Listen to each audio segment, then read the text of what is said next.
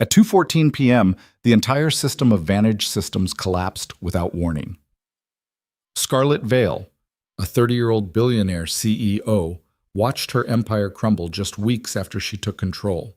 Deep inside the broken code, engineers found a hidden signature, 3 letters leading to a name that had been erased: Lucas Reed, a 32-year-old single father who had quietly built the entire system, then was fired like he never existed. This is the story of the man they tried to forget, and the woman who risked everything to uncover the truth.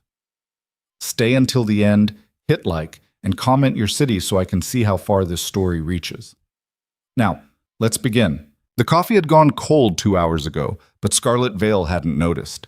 She sat in the corner office on the 42nd floor of Vantage Systems, staring at the floor-to-ceiling windows that framed downtown Seattle like a postcard. Rain streaked the glass in thin, erratic lines. The city below looked small, manageable, controllable. Nothing like what was happening inside this building. "Miss Vale?" The voice belonged to David Chen, the company's CTO. He stood in the doorway, tablet clutched against his chest like a shield. His face had the tight, sleepless look of someone who'd been living on panic and instant coffee for the past 72 hours. Dark circles shadowed his eyes. His shirt was wrinkled, tie loosened, the professional veneer cracking at the edges. Scarlett turned from the window. "Tell me something I don't already know, David." He hesitated, shifting his weight from one foot to the other. "The backup servers are down. All of them." "All of them?" "Every single one? Primary, secondary, tertiary. It's like someone flipped a switch and everything just stopped." His voice cracked slightly on the last word. "We've never seen anything like this. The redundancies should have kicked in. The failsafes should have prevented a total collapse. But nothing worked. It's like the entire infrastructure just gave up." Scarlett stood, her heels clicking sharply against the marble floor as she crossed to her desk. The sound echoed in the vast office, too big, too impersonal, still decorated with her father's taste rather than her own. She'd been CEO of Vantage Systems for exactly 19 days. 19 days since her father's sudden death from a heart attack had thrust her into a position she'd spent years preparing for but never actually wanted. 19 days of boardroom politics, hostile executives who resented her age and her gender, and a company culture that felt more like a minefield than a tech empire. And now this. How many users are affected? She kept her voice steady, controlled. The voice she'd practiced in front of mirrors during business school. The voice that said she belonged here, even when she felt like an imposter. David swallowed hard. Approximately 4.2 million. The number hung in the air between them like a guillotine blade. Vantage Systems provided cloud infrastructure for hospitals, financial institutions, government agencies, emergency services. 4.2 million users meant millions more affected downstream. Medical records inaccessible. Financial transactions frozen. Emergency dispatch systems crippled. Lives hanging in the balance because of code that had stopped working. "Where's the engineering team?" "Conference room B. They've been there since 2 a.m. David glanced at his watch. "That's almost 10 hours straight. Some of them are starting to lose it." Marcus threw his laptop across the room an hour ago. Sarah's been crying in the bathroom, and Jenkins just keeps saying, "This is impossible," over and over like a mantra. Scarlett grabbed her phone and headed for the door. David fell into step beside her, his shorter legs working double time to match her stride. The hallways of the executive floor were eerily quiet. Most of the senior leadership had made themselves scarce once the crisis hit. Typical. They'd show up later to assign blame and protect their own positions, but right now, when actual work needed to be done, they were nowhere to be found. "There's something else," David said quietly as they waited for the elevator. She didn't look at him. "What?" "They found something in the code, a signature, embedded deep in the core infrastructure." The elevator doors opened. They stepped inside. Scarlett pressed the button for the 23rd floor where the engineering teams worked. "What kind of signature?" "Initials LRE." David's reflection in the polished elevator doors looked troubled. "The team thinks it stands for Lucas Reed." Scarlett stopped so suddenly that David nearly collided with her. The elevator continued its descent, the floor numbers ticking down on the digital display above the doors. "LRE? Yeah, it's woven throughout the foundational code. Not like graffiti or vandalism, more like an artist signing their work. The team says it's elegant, actually, subtle. You'd never notice it unless you were looking for it. The name meant nothing to her. She'd memorized hundreds of employee files in the past 3 weeks, cross-referencing names with faces and positions, trying to understand the complex web of relationships and politics that govern Vantage systems. But Lucas Reed wasn't one of them. Who is that? David's expression shifted into something uncomfortable. He looked away, studying the elevator's control panel with intense focus. He used to work here. Systems architect, senior level. He was let go about 8 months ago. The elevator reached the 23rd floor. The doors opened onto a scene of controlled chaos. Engineers rushing between workstations, voices raised in technical arguments, the smell of stale coffee and accumulated stress thick in the air. Let go or fired? David led her down the corridor toward conference room B. Fired. Scarlett's instincts prickled. She'd learned early in her business career that the language people used mattered. Let go implied a mutual parting, maybe even some severance and goodwill. Fired was something else entirely. Why? I don't know the details. Before my time. David paused outside the conference room door. Through the glass walls, Scarlett could see the engineering team hunched over laptops, faces illuminated by screen light, looking like survivors of some technical apocalypse. But from what I've heard, it wasn't pretty. There was shouting. Security had to escort him out. Hammond was involved. Hammond. Gerald Hammond, the VP of Operations. The man who'd been running Vantage Systems in the months between her father's death and her appointment as CEO. The man who smiled with his mouth but never his eyes. The man Scarlett instinctively distrusted but couldn't quite pin down why. She filed that information away and pushed open the conference room door. Conference room B was a disaster zone. Laptops covered every surface, power cables and Ethernet cords tangled across the floor like technical intestines. Whiteboards were filled with incomprehensible diagrams, flowcharts, and crossed-out theories written in different colors of marker. Empty energy drink cans formed small pyramids on the windowsills. The air was stale, thick with the smell of exhaustion and desperation. The engineering team, 12 exhausted, disheveled people who looked like they'd aged 5 years in the past 12 hours, barely glanced up when Scarlett entered. A few nodded acknowledgement. Most just kept staring at their screens, fingers flying across keyboards, searching for solutions that refused to appear. "Talk to me," Scarlett said, pulling out a chair at the head of the table, but not sitting. She wanted to be at their level, not above them. These people were fighting to save the company. The least she could do was stand with them. Marcus Wu, the lead systems engineer, looked up from his laptop. He was 38, brilliant, and normally unflappable. Right now he looked like he was one system error away from a complete breakdown. His eyes were bloodshot, his hands shaking slightly as he gestured at the screen. "We've been trying to trace the point of failure. Everything keeps leading back to the core infrastructure layer, the foundational code that the entire system runs on. It's like trying to find the first domino in a chain reaction that's already knocked down the entire row." "And?" Scarlett moved closer, looking at the screen even though the code meant nothing to her. She'd studied business and management, not computer science. But she'd learned that sometimes people just needed someone to witness their struggle. "And it's failing because someone designed it to fail if certain conditions weren't met." Marcus's voice was strained, frustrated. "But here's the thing, it's not malicious code. There's no virus, no hack, no sabotage in the traditional sense. It's more like a fail-safe that's been triggered." "Explain that." Marcus rubbed his face, leaving red marks on his pale skin. The system was built with dependencies that require regular maintenance and updates.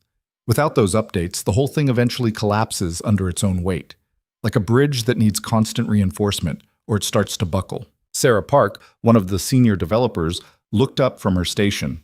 Her eyes were red-rimmed, makeup smudged. "It's actually brilliant design if you think about it from a purely technical perspective. The system is self-aware enough to know when it's not being properly maintained. Instead of limping along and potentially causing data corruption or security vulnerabilities, it just stops. Clean shutdown. Minimal damage. Except for the 4 million people who can't access their data," Scarlett pointed out. "Right, except for that." Sarah's laugh was hollow, bordering on hysterical. She pressed her palms against her eyes. "Sorry, I'm not handling this well." "None of us are," Marcus said. He turned back to Scarlett. The problem is that the maintenance protocols are incredibly specific. They're not standard procedures we can just look up in a textbook. They're custom built for this exact system architecture. So why didn't anyone maintain it? The room went quiet. Engineers exchanged glances. Someone coughed. Outside the glass walls, other employees walked past, pretending not to stare at the crisis team that held the company's fate in their exhausted hands. Because, Marcus said slowly, choosing his words carefully, the only person who fully understood how it worked was Lucas Reed. And when he left, that knowledge went with him. Scarlett pulled out a chair and sat down, not at the head of the table, but in the middle, next to Marcus. Explain it to me like I'm not a software engineer, because I'm not. Marcus took a breath, clearly trying to find the right analogy. Imagine you build a house with a unique foundation, one that requires specific adjustments every few months, or it starts to crack. These aren't adjustments that any contractor can make.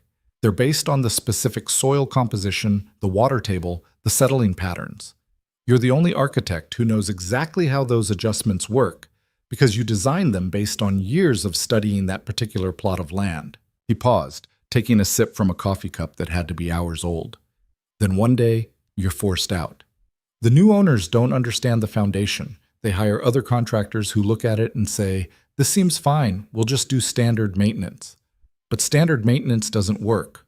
The cracks start small, then they get bigger, and eventually the whole house collapses. So this Lucas Reed built a system that only he could maintain? Scarlett felt a flicker of anger. That seemed like professional negligence at best, deliberate sabotage at worst. Not intentionally, Sarah interjected quickly, defensively. From what we can tell, he documented everything, detailed specifications, maintenance protocols, update schedules. The documentation we found is incredibly thorough. Too thorough, actually. It's like he knew something would go wrong and wanted to make sure someone could fix it. Scarlett leaned forward. Then why isn't anyone using this documentation? Because after he was fired, someone archived all of it. Sarah's voice dropped. Buried it so deep in the company server that we only found it this morning. At 4 a.m., I was doing a system-wide search for anything related to infrastructure maintenance, and it finally popped up. Buried under 17 layers of subdirectories labeled as deprecated legacy files. The anger that had been simmering in Scarlett's chest flared hotter. Who archived it? Sarah hesitated, glancing at Marcus, then at David, then back at her laptop screen. We're still trying to figure that out. The metadata has been scrubbed. Someone went to a lot of trouble to hide their tracks. Best guess. Someone with executive-level access. Marcus met Scarlett's eyes. And the technical knowledge to cover their digital footprint. That's a pretty small pool of people. The implication settled over the room like ash. Scarlett felt the weight of it, the ugly reality that someone in a position of power had deliberately sabotaged the company's infrastructure. Not through malice, perhaps, but through negligence and pride, and the petty vengeance of people who couldn't stand being challenged. She stood, pacing to the whiteboard covered in technical diagrams. She stared at the incomprehensible strings of code and flowcharts, feeling the weight of 4.2 million users pressing down on her shoulders. Behind her, she could hear the soft clicking of keyboards, the occasional muttered curse, the sound of people fighting a losing battle. Can we fix it without him? Marcus rubbed his face, leaving his hair standing in wild angles. He looked like he wanted to lie, to offer reassurance, but he was too tired and too honest. Maybe, eventually. But we're talking weeks, possibly months, to fully reverse engineer his work. And that's assuming we don't make it worse in the process. We could accidentally trigger other fail-safes we don't know about. We could introduce new vulnerabilities. This isn't like fixing a broken pipe. It's more like performing surgery on someone's brain when we only have a basic anatomy textbook. We don't have weeks. We have hours before this becomes a national news story and a legal nightmare. Scarlett turned to face the team. Someone from Bloomberg already called my assistant. CNN is setting up cameras in the lobby. The board is losing their minds. And I've got patients in hospitals who can't access their medical records and banks that can't process transactions. I know. Marcus's voice was barely above a whisper. Believe me, I know. The room fell into heavy silence. Someone's phone buzzed. A laptop fan whirred loudly, struggling to cool an overworked processor. Outside, Seattle continued its rainy afternoon, oblivious to the crisis unfolding on the 23rd floor of a glass tower. Scarlett made a decision. Find Lucas Reed. I don't care if he's in Tibet or Antarctica or living off the grid in a bunker somewhere. Find him and get him on the phone. Already tried, David said from his position near the door. His phone's disconnected. The number in his HR file just goes to a recording saying the subscriber is no longer available. His last known address is a rental in Fremont, but the landlord says he moved out 6 months ago. No forwarding information, no contact details. Social media? Nothing. No Facebook, no LinkedIn, no Twitter, no Instagram. The guy's a ghost. His digital footprint just ends about 7 months ago. Scarlett's mind raced. People didn't just disappear. Not in the digital age. Not unless they wanted to. Not unless they had a reason to erase themselves. What about family, friends, former colleagues? We're working on it, David said. But so far, nothing. Reed kept to himself, didn't socialize much with the other engineers. A few people remember him being intense, focused, a little standoffish. He'd show up, do his work, and leave.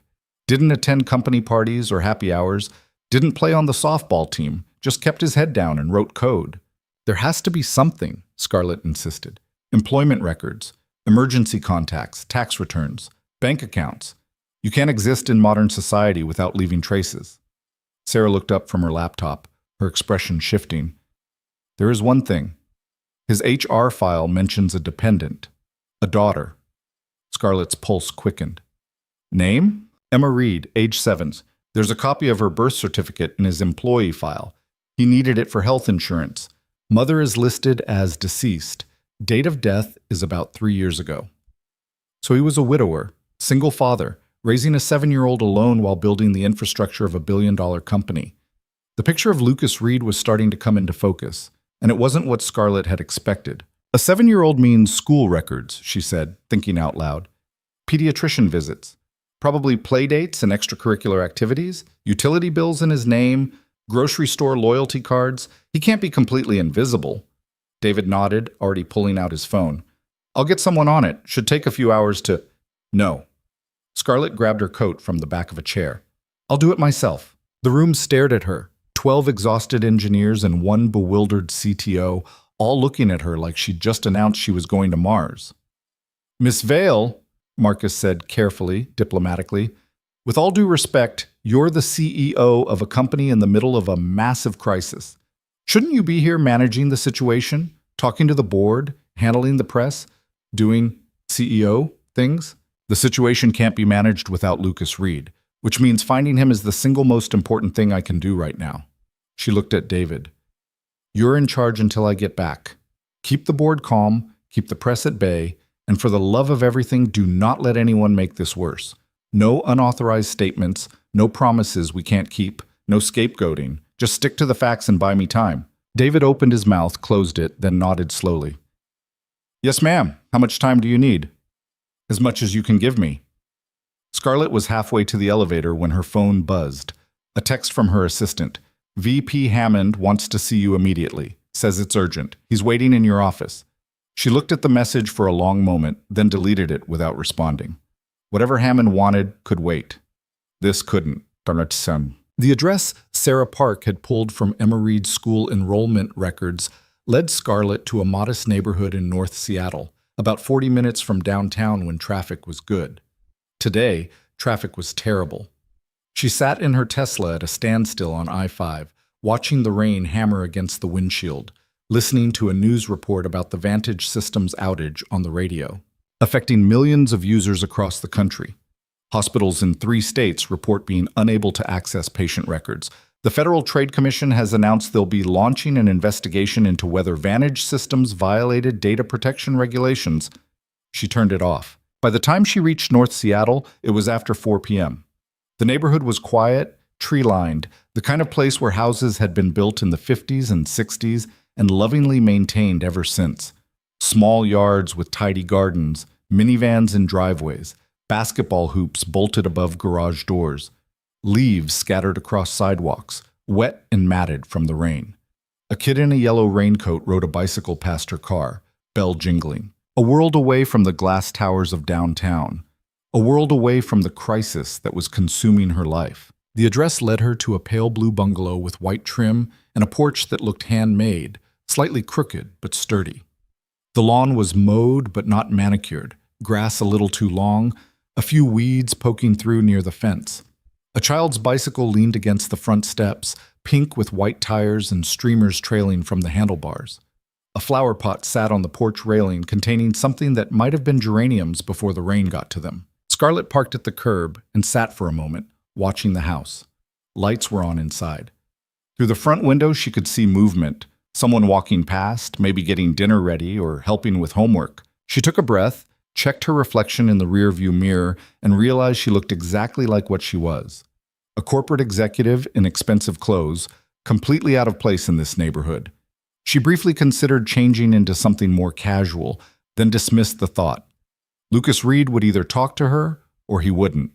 Her wardrobe wasn't going to change that. She got out of the car, smoothed her blazer, and walked to the front door. The porch steps creaked slightly under her weight. Up close, she could see that the porch swing was handmade, assembled from what looked like reclaimed wood, sanded smooth and stained a warm honey color. Someone had put real care into building it. She knocked 3 times, firm but not aggressive. Footsteps inside getting closer. A pause. Probably someone checking the peephole. Then the sound of a chain being engaged, and the door opened 6 inches, held by a security chain. The man on the other side was younger than she'd expected. Early 30s, with dark hair that needed a cut, and eyes that looked perpetually tired. He wore jeans with a worn knee and a faded t-shirt with a cartoon robot on it. Some children's show character she didn't recognize. Stubble shadowed his jaw. His hands, she noticed, had calluses on the fingertips. From typing, probably. Or maybe from building porch swings. "Can I help you?" His voice was flat, guarded, with the wary tone of someone who'd learned not to trust unexpected visitors. "Lucas Reed?" His expression didn't change, but something shifted behind his eyes. A tightening, a pulling back. "Who's asking?" "My name is Scarlett Vale. I'm the CEO of Vantage Systems." For a long moment, he just stared at her. His jaw clenched. His knuckles went white where he gripped the edge of the door. Then, without a word, he started to close it. Scarlett's hand shot out, stopping the door before it could shut completely. "Please, I need 5 minutes." "No, you don't." His voice was cold now, all the careful neutrality stripped away. "The system is down, all of it. 4 million users are affected. Hospitals can't access patient records. Banks can't process. Not my problem." "You built it. You're the only one who can fix it." Lucas's laugh was short and bitter, a sound that had no humor in it at all. "I built it, yeah.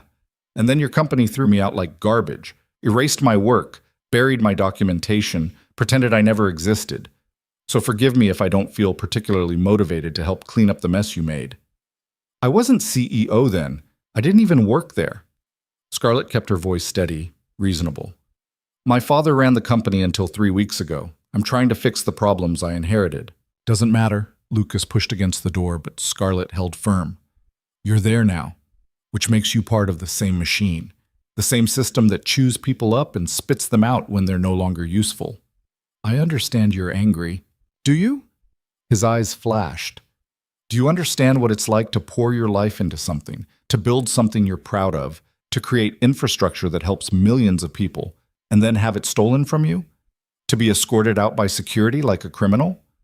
To have your name scrubbed from every document, every acknowledgement, every piece of code you wrote?" Scarlett opened her mouth, then closed it. Because no, she didn't understand that. She'd never created anything, never built something from nothing. She'd inherited wealth and position. She'd been given opportunities because of her last name. And right now, standing on this porch arguing with a man who'd been genuinely wronged, she felt the full weight of that privilege. "You're right," she said quietly. "I don't understand. But people are going to get hurt, not executives, not shareholders. Regular people, the ones who depend on our infrastructure to live their lives. Patients who need their medical records, parents trying to access their bank accounts, small businesses that run on our platform. You should have thought about that before you let your VP bury all my documentation and pretend I never existed." Scarlett blinked. "What? You didn't know?" Lucas's smile was cold, sharp-edged. "Of course you didn't. That's how it works, right? People like you stay clean while people like Hammond do the dirty work.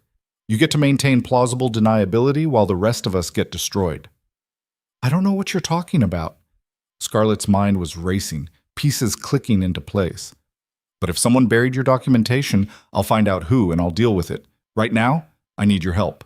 Right now, Lucas said, glancing at his watch, I need to pick up my daughter from school, so unless you're planning to stand on my porch until the cops show up, I suggest you leave. I'll pay you. Name your price. I don't want your money. Then what do you want? Lucas looked at her for a long moment. Really looked at her. Not at the designer clothes or the perfect hair or the polished exterior that had been carefully crafted by personal stylists and media coaches, but at something underneath, something Scarlett wasn't sure she wanted anyone to see. I want you to leave me alone, he said quietly, with the kind of finality that felt like a door closing. I want to raise my kid in peace. I want to build her a treehouse and help her with her homework and make her breakfast without worrying that some corporation is going to come knocking and demand a piece of my soul. I want to never think about Vantage Systems or anyone associated with it ever again. He closed the door. The lock clicked into place. Scarlett stood on the porch, staring at the painted wood, her hand still raised from where she'd tried to stop him. Inside, she could hear movement, water running, the distant sound of a television, some children's program with bright voices and cheerful music. Normal life. The kind of life that had nothing to do with corporate crises or system failures or the weight of 4 million people depending on infrastructure that was crumbling. She pulled out her phone and called David. He answered on the first ring. Any progress? He won't help. Scarlett walked back to her car, the rain soaking through her blazer. Damn! What do we do now? Scarlett looked back at the pale blue bungalow. Through the window, she could see Lucas moving around inside, probably getting ready to pick up his daughter, living the quiet life he'd built after Vantage Systems had destroyed him. I don't know yet, she said, but I'm not giving up. She ended the call and sat in her car, rain drumming on the roof, and realized she'd just met the most honest person she'd encountered since becoming CEO, and he wanted absolutely nothing to do with her. By the time Scarlett returned to the office, the crisis had escalated from disaster to full-blown catastrophe. The lobby of Vantage Systems looked like a war zone. Reporters swarmed every entrance, cameras and microphones creating a forest of metal and plastic. Security guards were trying to maintain order, but it was a losing battle. Somewhere in the chaos, she caught a snippet of breaking news playing on someone's phone. Vantage Systems outage enters critical phase as CEO remains unavailable for comment, raising questions about leadership during this unprecedented crisis. She slipped through a side entrance that most people didn't know about, a service door near the loading docks that her father had shown her years ago when she was still a teenager. Every building has secret passages, he'd told her. Know them all, and you'll never be trapped. She took the service elevator to the executive floor, avoiding the reporters camping out in the main lobby. Her clothes were still damp from the rain. Her hair had lost whatever style it had started the day with. She probably looked like she'd been through a storm, which, she supposed, she had. The 42nd floor was chaos. Phones ringing, people rushing between offices, voices raised in arguments and panic. Her assistant, Jennifer, normally unflappable, looked like she was one crisis away from a breakdown. Oh, thank God, Jennifer said when she saw Scarlett. The board is freaking out. Hammond's been looking for you. The press team needs a statement. Legal wants to talk about liability, and your mother called 3 times. Scarlett held up a hand. One thing at a time. Where's the board meeting? Conference room A. They started without you. Of course they did. Scarlett straightened her blazer, ran her fingers through her damp hair, and walked into the boardroom like she owned it, which, technically, through inheritance and stock options, she partially did. The room fell silent when she entered. 15 executives in expensive suits, all looking varying degrees of angry, panicked, or calculating.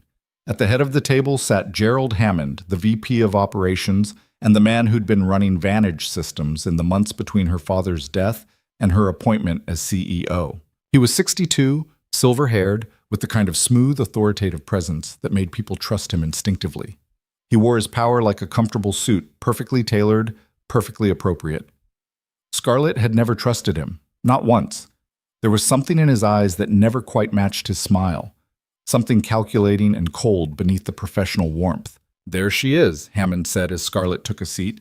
His tone was pleasant, conversational, but his eyes were ice. We were beginning to worry. You've been unreachable for nearly 4 hours. I was handling the situation.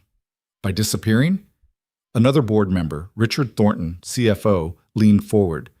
We've got a PR disaster on our hands. The stock is in freefall, and our CEO is MIA. I was finding the person who can fix this. The room quieted, attention sharpening. Lucas Reed, Scarlett said, watching faces carefully. Most looked confused. A few looked uncomfortable. Hammond's expression didn't change at all, which was somehow more damning than any reaction. Reed was fired months ago, Hammond said smoothly, as if commenting on the weather, for insubordination and failure to follow company protocols. Reed was fired, Scarlett corrected, her voice hard, after building the entire core infrastructure of this company. And when he left, someone made sure all his documentation disappeared, buried it so deep that my engineering team only found it this morning after searching for hours. That's a serious accusation.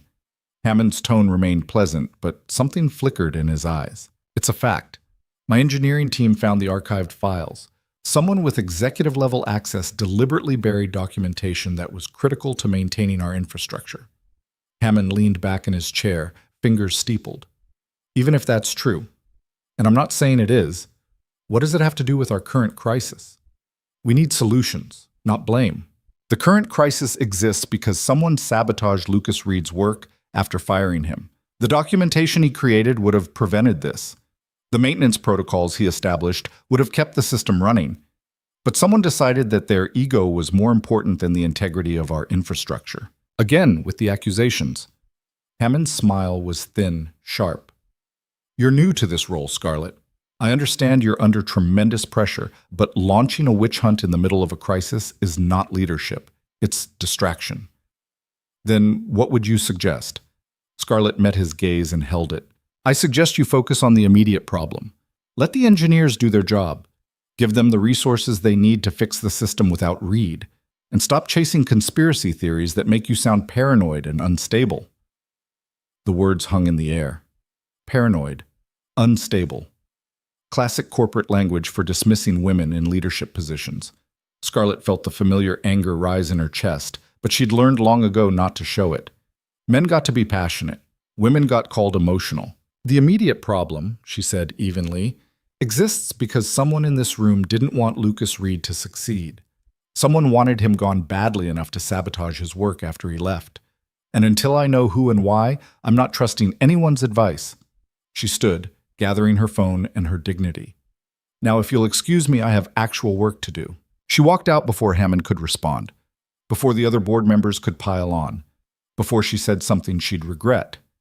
Behind her, she could hear voices rising in argument, people choosing sides, the political machinery of corporate governance grinding into motion. Let them fight, she thought. She had bigger problems.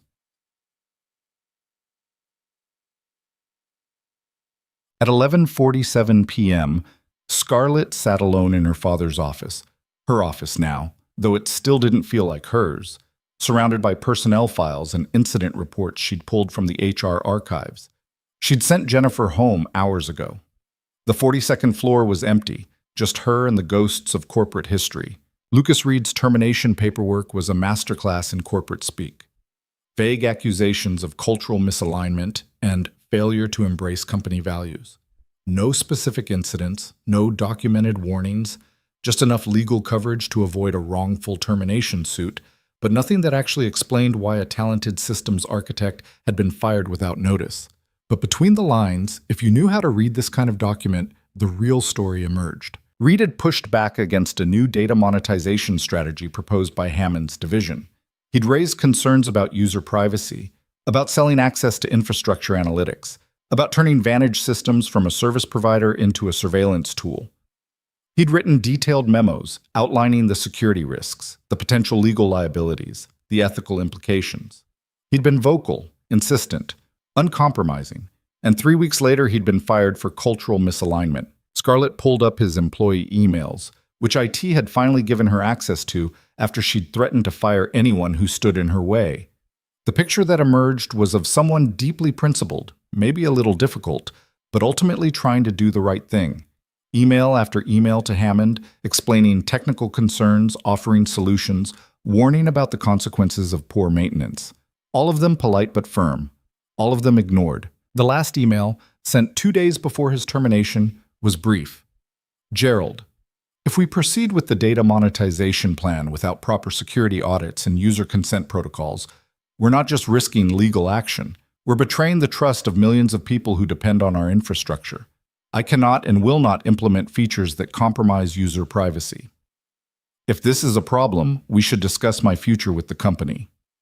Lucas. Hammond's response, sent 6 hours later, was even briefer. Your concerns are noted. We'll discuss this in person. 2 days later, Lucas Reed was escorted out by security. Scarlett closed her eyes, feeling sick. She'd inherited more than just a company from her father. She'd inherited a legacy of corporate ruthlessness, dressed up as business as usual. Her phone buzzed. A text from an unknown number. Stop digging. You're making enemies you can't afford. She stared at the message for a long moment, then deleted it and blocked the number. Her computer pinged. An email from Sarah Park, time-stamped 11:52 p.m. Found something. You need to see this. Sending encrypted file. Scarlett called her immediately. Sarah answered on the second ring, sounding exhausted but alert. What is it? I was going through the archived files, Reed's documentation. Most of it is technical specifications, but there's a folder labeled Warnings. It's full of emails Reed sent to Hammond over a 6-month period. Detailed explanations of what would happen if the system wasn't maintained properly. Predictions of exactly what we're seeing now. It's like he knew this would happen. Hammond knew. Scarlett's voice was flat, certain, not just knew. Reed offered multiple solutions. He volunteered to create a transition plan, to train a replacement team, to document everything in excruciating detail so that anyone could maintain the system. Hammond refused every offer, and then he fired Reed 2 weeks after the last email. Send me everything. Already done.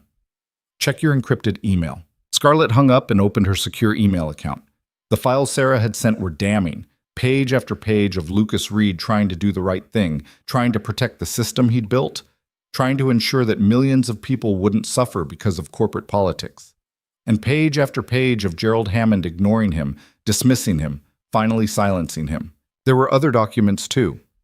Internal memos about the data monetization strategy, revenue projections that depended on selling user data, legal opinions warning that the plan might violate privacy regulations, and a final memo from Hammond to the board dated 1 week after Reed's termination, announcing that the data monetization plan had been indefinitely postponed due to technical constraints. The technical constraints being that the one person who could implement it had refused and been fired.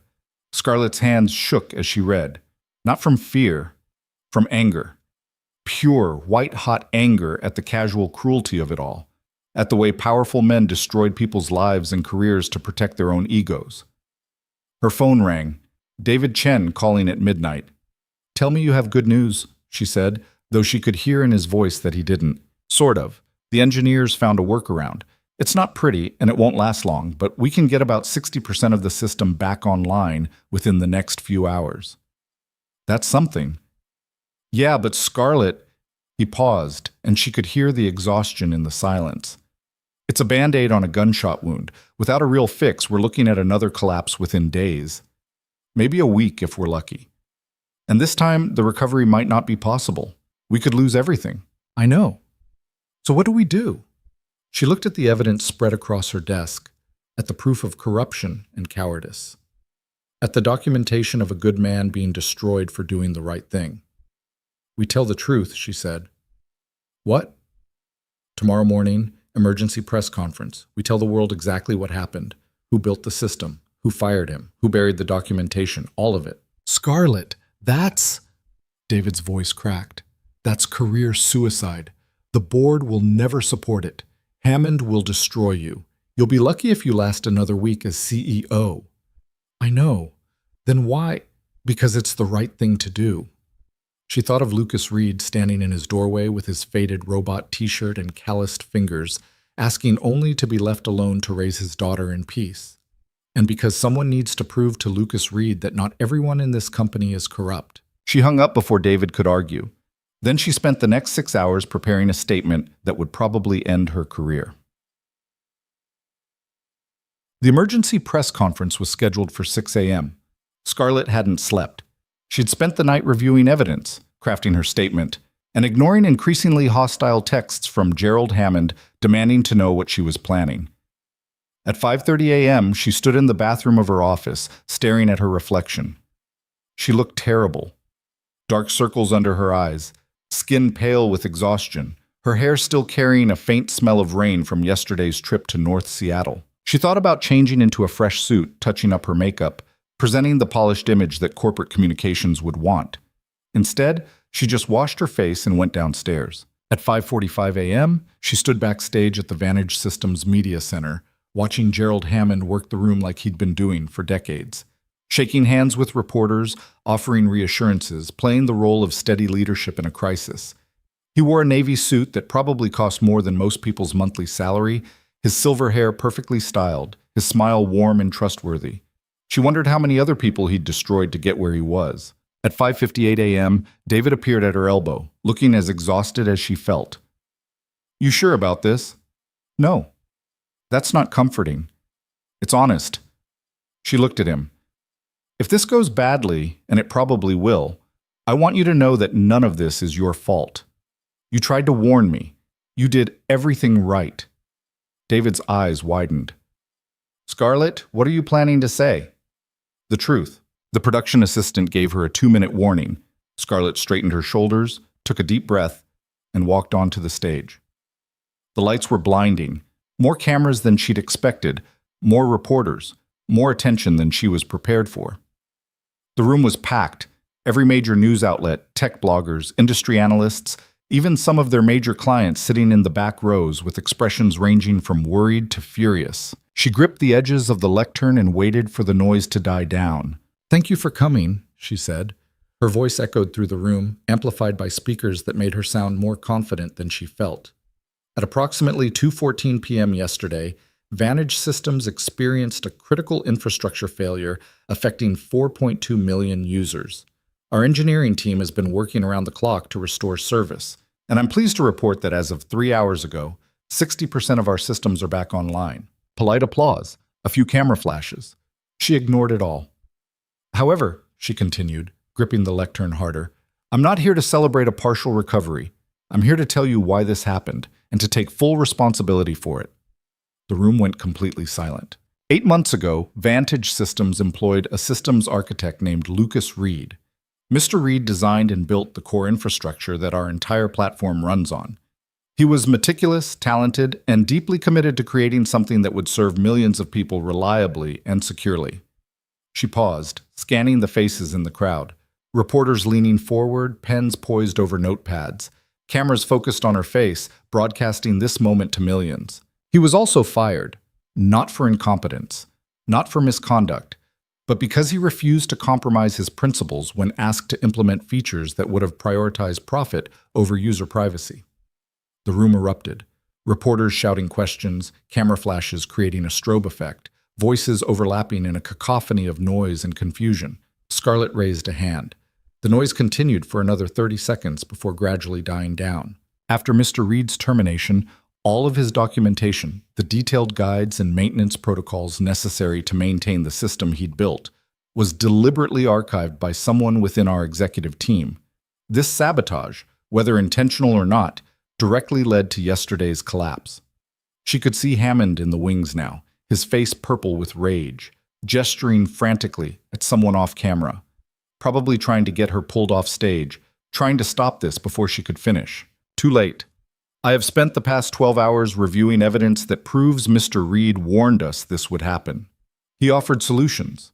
He volunteered to ensure a smooth transition. All of his efforts were rejected, and when he persisted in raising concerns about user privacy and data security, he was fired.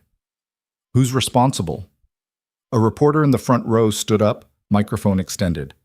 Who made the decision to fire him? Scarlett looked directly at the camera. This was the moment, the point of no return. That's what I intend to find out, and when I do, they will be held accountable. Not with a quiet resignation or a generous severance package, but with full transparency and consequences. She stepped back from the podium. Miss Vale! Another reporter jumped to her feet. Are you saying Vantage Systems knowingly put millions of users at risk? I'm saying someone did, and I will not rest until I know who and why. What about Lucas Reed? Will he be returning to fix the system? The question hit her like a physical blow, because she didn't know. She had no idea if Lucas Reed would ever speak to her again, let alone help them. I hope so, she said honestly, but I wouldn't blame him if he never wanted to see this company again. We failed him. We betrayed his trust and his work, and now we're paying the price for that failure. She walked off stage before anyone could ask more questions. The fallout was immediate and more brutal than she'd anticipated. By noon, 3 board members had called for her immediate resignation. By 2 p.m., Gerald Hammond had issued his own statement denying any wrongdoing and suggesting that Scarlett was suffering from exhaustion and making reckless accusations without evidence. By 4 p.m., the company's stock had dropped 23%, wiping out billions in market value. By 6 p.m., her father's oldest friend, a man who'd known her since she was a child, had called to tell her she'd destroyed everything her father had built. Scarlett sat in her office, door locked, phone turned off, and stared at the Seattle skyline as the sun set. She'd probably just ended her career. She'd definitely made enemies who would spend years trying to destroy her. And for what? For a man who'd told her to leave him alone, for principles that didn't pay bills or save companies. But when she thought about Lucas Reed's tired eyes and his handmade porch swing and his daughter's pink bicycle with streamers, she couldn't bring herself to regret it. She opened her laptop and wrote a single email. To Shai, the email address Sarah had found buried in Lucas Reed's old HR file. From svale@vantagesystems.com. Subject: I'm sorry, Mr. Reed. I don't expect you to read this. I don't expect you to respond, but I need to say it anyway. You were right about everything. I found the emails you sent to Hammond. I found the warnings you tried to give. I found the documentation that was buried after you left. And this morning, I told the world about it. It probably won't change anything. The people responsible will likely never face real consequences. The board is calling for my resignation. The stock is cratering. And in a few days or weeks, I'll probably be gone too. But I wanted you to know that someone finally listened. You built something remarkable, something that millions of people depended on. And instead of being celebrated for it, you were erased. I can't undo that, but I can make sure people know the truth. If you ever change your mind about helping us, not for the company's sake, not for my sake, but for the sake of the people who need what you built, I'll be here. Either way, I'm sorry. Scarlett Vale. She hit send before she could second-guess herself. Then she opened the bottom drawer of her desk, pulled out the bottle of scotch her father had kept there, probably for moments exactly like this, and poured herself 2 fingers in a coffee mug with the Vantage Systems logo on it. Her phone buzzed. Another threat from another anonymous number. She turned the phone face down and drank, watching the city lights flicker on one by one as darkness settled over Seattle. At 11:34 p.m., her computer pinged with a new email notification. She almost ignored it. Another reporter, another board member, another person demanding answers or explanations, or her head on a platter. But something made her look. From anonymous.routing.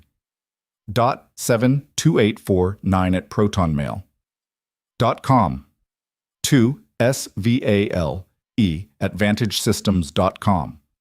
Subject: I'm sorry. No message, no explanation, just an attachment. A file labeled emergency_recovery_blueprint_V 3.pdf. Scarlett's hands trembled as she opened it. 47 pages.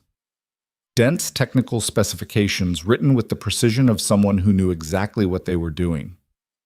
Step-by-step protocols for not just restoring the system, but rebuilding it stronger. Every potential point of failure addressed, every vulnerability patched.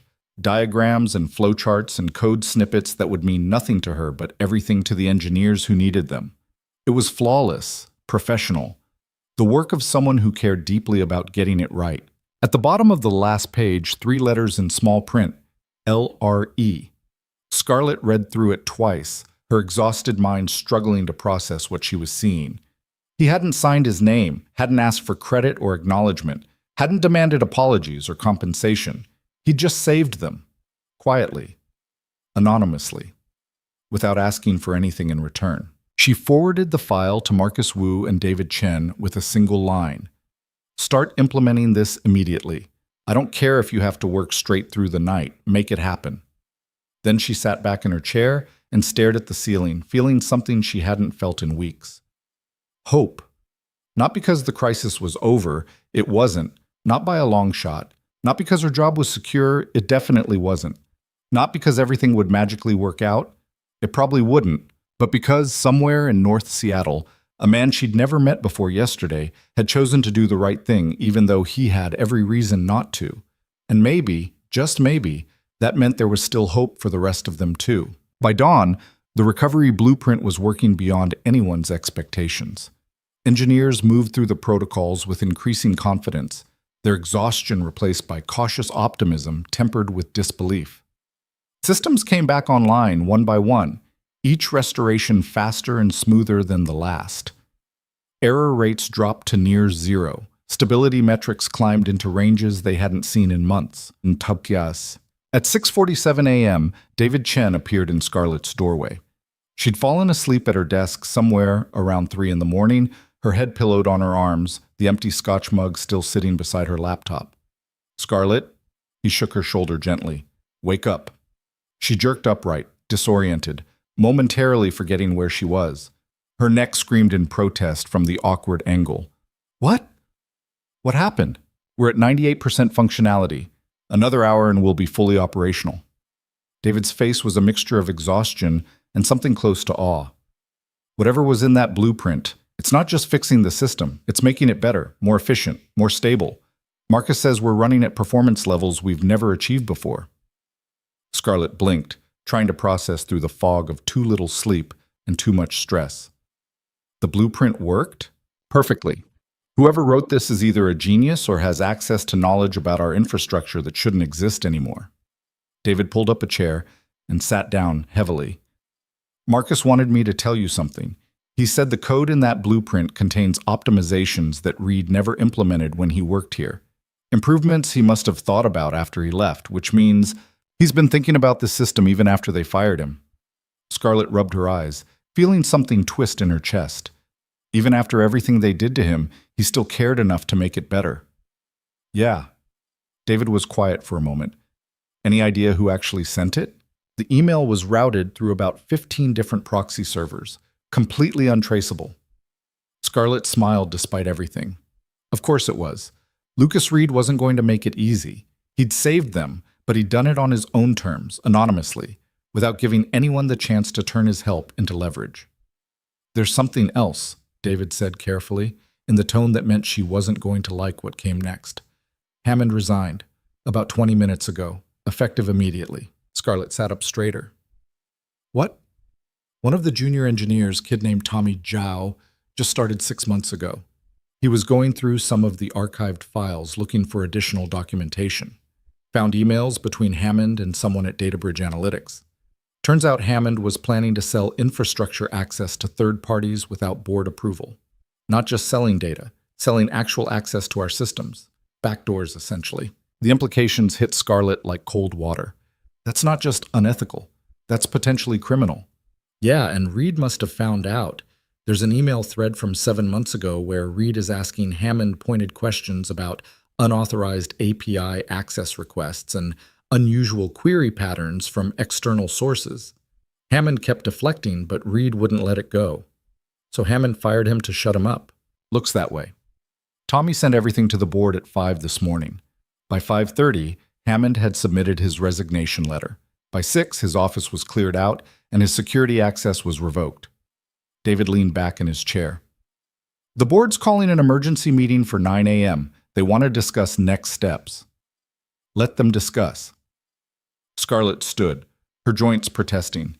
She felt like she'd aged 10 years in the past 48 hours. I have somewhere to be. David's eyebrows rose. You're going back to Reed's house. I need to thank him. Scarlett, you just blew up your own company on live television. The board wants your head. The stock is in freefall. Maybe I should what? Hide? Play politics? Pretend I didn't just expose massive corruption because it's bad for optics? She grabbed her coat, the same one she'd worn yesterday, still slightly damp from the rain. Reed saved us, not for money, not for recognition, but because people needed help. The least I can do is look him in the eye and say thank you.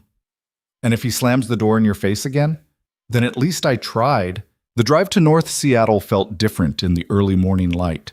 The rain had stopped overnight, leaving the city washed clean and gleaming. Traffic was light at this hour, mostly early shift workers and delivery trucks. Scarlett drove with her windows down, letting the cold air keep her alert despite the exhaustion dragging at her bones. She thought about what she'd say, practiced different approaches in her mind. Thank you seemed inadequate. I'm sorry felt hollow after everything that had happened. You were right, didn't even begin to cover it. By the time she reached the pale blue bungalow, the sun was fully up, painting the wet streets in shades of gold and amber. The neighborhood looked peaceful. A man walked his dog past her car. Somewhere nearby, a lawnmower started up despite the early hour. Scarlett parked at the curb and sat for a moment, gathering her courage. Then she saw movement on the porch. Lucas Reed sat on the handmade swing, a mug of something steaming in his hands, staring at nothing in particular. He wore the same jeans as yesterday, but a different t-shirt. This one, plain gray, no cartoon robots. His hair was wet, like he'd just showered. He looked tired, but calmer than he had when she'd shown up unannounced the day before. He saw her car, saw her sitting in it. And for a long moment, they just looked at each other across the distance of lawn and sidewalk and everything that had happened. Then he raised his mug slightly. Not quite a wave, not quite an invitation, but not a dismissal either. Scarlett got out of the car and walked to the porch. You sent it, she said, stopping at the bottom of the steps. Lucas took a sip from his mug. Coffee, from the smell. Don't know what you're talking about. The recovery blueprint. 47 pages of detailed specifications that saved our entire infrastructure. Sounds useful. It was brilliant. Still don't know what you're talking about. But there was the ghost of something in his expression. Not quite a smile. Maybe the memory of one. Scarlett climbed the porch steps and leaned against the railing.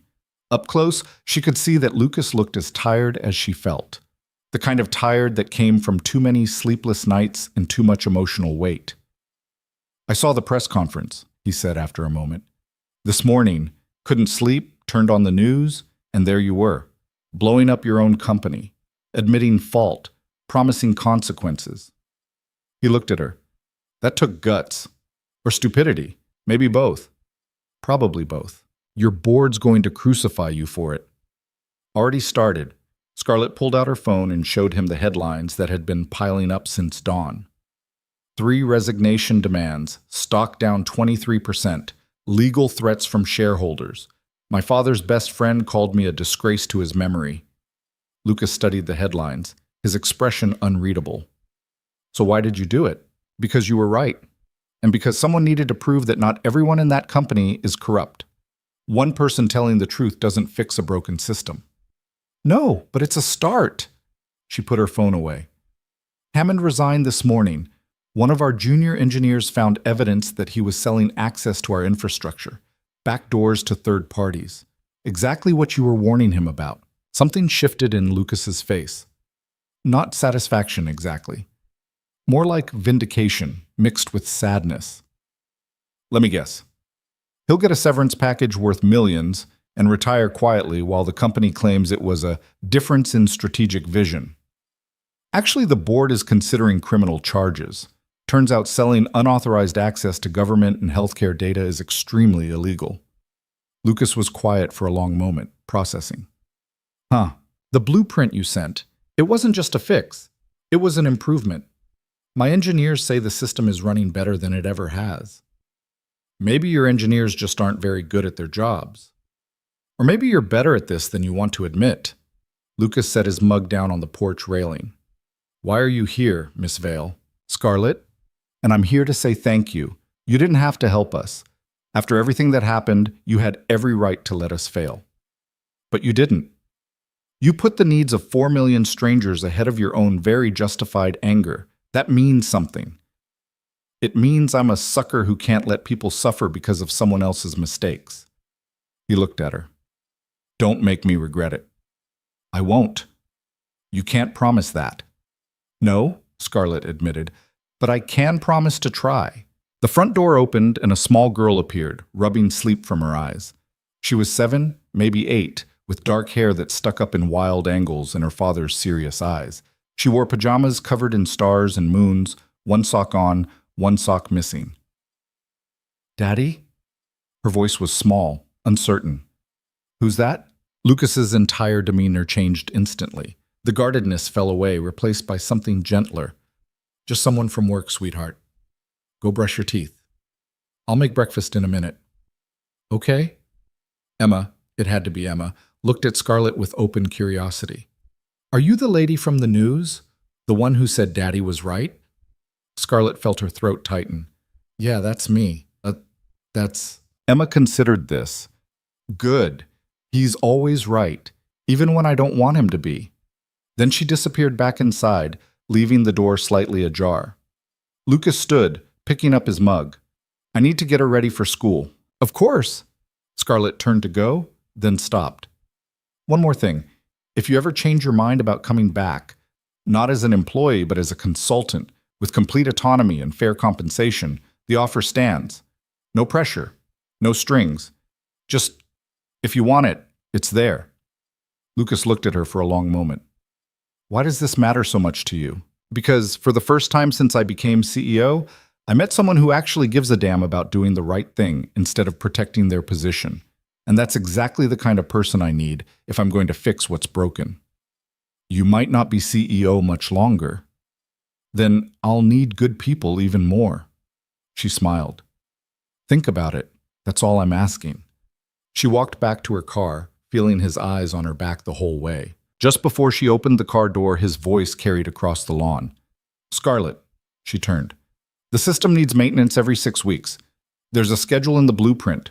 Don't skip it. We won't. I mean it. Miss 1 cycle and you'll start seeing cascade failures again. Miss 2 and you're back where you started. I'll personally oversee it. He nodded once, then went inside. Scarlett drove back to the office feeling lighter than she had in days. The board meeting at 9 a.m. was exactly as brutal as she'd expected. 10 executives in a room that smelled like expensive cologne and simmering resentment. Richard Thornton, the CFO, led the charge. Your stunt yesterday cost this company $4 billion in market value, he said, not bothering with pleasantries. $4 billion. Gone. Because you decided to air our dirty laundry on national television. I told the truth, Scarlett said calmly. She'd prepared for this. Had known it was coming. Hammond was selling unauthorized access to our infrastructure. That's not dirty laundry. That's a crime. A crime you had no proof of when you made your little speech. I had evidence of buried documentation and a pattern of corruption. The proof of Hammond's dealings came later, but it confirmed what I already knew, that someone in leadership was more interested in profit than protecting our users. Your job isn't to be a crusader, another board member, Patricia Wells, said sharply. Your job is to protect shareholder value, to maintain stability, to lead with discretion. My job, Scarlett said, meeting her gaze, is to run a company that deserves to exist, and a company that silences whistleblowers and sells access to sensitive data doesn't deserve to exist. The room erupted, voices overlapping, accusations flying, the careful veneer of corporate professionalism cracking to reveal the raw power struggle underneath. Enough! The voice came from the end of the table. Margaret Chen, the oldest board member and one of the original investors. She was 78, sharp as a knife, and hadn't spoken until now. The room fell silent. Scarlett made mistakes, Margaret said. She acted rashly. She damaged our stock value and our reputation, but she also exposed a VP who was actively selling our infrastructure to the highest bidder. A VP who could have landed this entire company in federal prison if his activities had continued. She looked around the table. So before we crucify her for her methods, perhaps we should acknowledge that her instincts were correct. Her instincts don't pay our bills, Thornton shot back. No, but Lucas Reed's blueprint does. We're at full operational capacity for the first time in 8 months. Our performance metrics are the best they've been in the company's history, and our users are coming back. Margaret pulled up a tablet, displaying real-time analytics. Customer retention is up. Cancellations are down. Why? Because for once we told them the truth instead of feeding them corporate nonsense. She set the tablet down and looked at Scarlett. You have 3 months. Fix the leadership team. Rebuild trust with our users. Stabilize the stock. If you can do that, you keep your job. If you can't, we'll find someone who can. It wasn't exactly a vote of confidence, but it wasn't a firing either. 3 months, Scarlett said. I'll make it work. See that you do. The meeting adjourned. Board members filed out, some avoiding her eyes, others shooting her looks that ranged from grudging respect to outright hostility. Scarlett stayed in her chair, suddenly aware of how exhausted she was. Margaret paused at the door. Your father would have handled this differently. I know. He would have protected Hammond, buried the evidence, kept everything quiet, and dealt with it internally. The older woman's eyes were sharp, assessing. He was very good at that, very good at maintaining the appearance of perfection while hiding the rot underneath. Scarlett looked up, startled. You knew? Of course I knew. I've been on this board for 30 years. You don't last that long without learning to read between the lines. Margaret's expression softened slightly. Your father built something impressive, but he built it on compromises that eventually would have destroyed it. You're trying to build something different, something honest. It's harder, messier, but maybe it's what this company needs. She left before Scarlett could respond. The next 2 weeks were a blur of 18-hour days and constant firefighting. Scarlett restructured the entire executive team, firing 3 VPs who'd been complicit in Hammond's schemes and promoting from within wherever possible. She instituted new transparency protocols, requiring regular public reports on data security and user privacy. She personally oversaw the implementation of Lucas Reed's maintenance schedule, sitting in on engineering meetings and learning enough technical vocabulary to ask intelligent questions. The stock stabilized, then slowly began to climb. User trust, according to surveys, was cautiously returning. The press, which had initially crucified her, started running think pieces about radical transparency and tech leadership. But every night she went home to an empty apartment and wondered if she was actually fixing anything or just rearranging deck chairs on a sinking ship. On a Thursday afternoon, 2 weeks and 3 days after the press conference, her assistant buzzed her office. There's someone here to see you, Jennifer said. He doesn't have an appointment, but he says it's important. Who is it? A pause. Lucas Reed. Scarlett's heart jumped. Send him in. A moment later, Lucas walked into her office, looking around with the wary expression of someone entering enemy territory. He wore jeans and a button-down shirt that looked new, like he'd bought it specifically for this meeting. His hands were in his pockets. Nice view, he said, looking out at the Seattle skyline. Thanks. Can I get you coffee? Water? I'm fine. He turned to face her. I've been following the news, the restructuring, the transparency initiatives, the maintenance compliance. We're sticking to your schedule every 6 weeks, exactly as specified. I noticed. I also noticed you're down 3 VPs and your director of engineering just quit. Marcus Wu. Yeah, his wife got a job offer in Boston. He didn't want to do long distance. Scarlett leaned against her desk. Why are you here, Lucas? He pulled a folder from inside his jacket and set it on her desk. I've been thinking about your offer, the consultant position. And? I have conditions. I'm listening. Lucas opened the folder, revealing several typed pages. First, I work remotely. I don't come into this office unless absolutely necessary. I have a daughter who needs me home at predictable hours. That's non-negotiable. Done. Second, I report directly to you. No intermediaries, no VPs trying to override my technical decisions. If you disagree with something, we discuss it, but you don't bring in some other expert to second-guess me. Agreed. Third, my recommendations on user privacy and data security are binding. You can override me if you want, but if you do, I walk and I make it very public why I'm walking. Scarlett considered. That was a big ask, essentially giving him veto power over major business decisions. But then again, his judgment had been right about everything so far. Okay, but with one caveat. You have to explain your reasoning. If I'm going to back your decisions to the board, I need to understand them well enough to defend them. Lucas nodded slowly. Fair. Anything else? Yeah, one more thing. He pulled out another document. I want you to establish a whistleblower protection program, independent oversight, anonymous reporting, real consequences for retaliation. If someone sees something wrong, they should be able to report it without fear of ending up like I did. Scarlett took the document and read through it. It was detailed, specific, and would fundamentally change how the company handled internal complaints. This will cost money, and it'll make some people very uncomfortable. That's the point.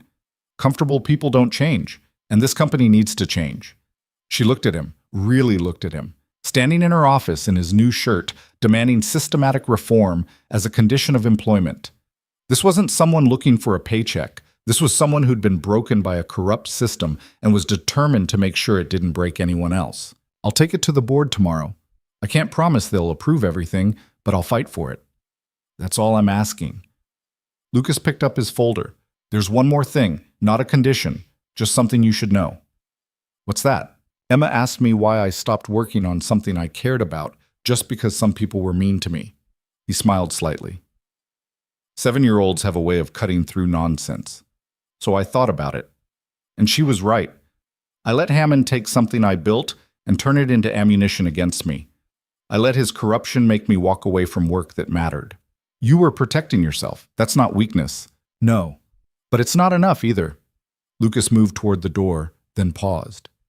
Your father built this company on compromises and closed doors. You're trying to build it on transparency and accountability. That's going to be hard. People are going to fight you. Some of them will win. But at least you're trying to build something worth protecting. He left before she could respond. Scarlett sat down at her desk and read through his whistleblower protection proposal 3 times. It was ambitious, probably expensive, definitely going to upset board members who preferred the old way of handling problems.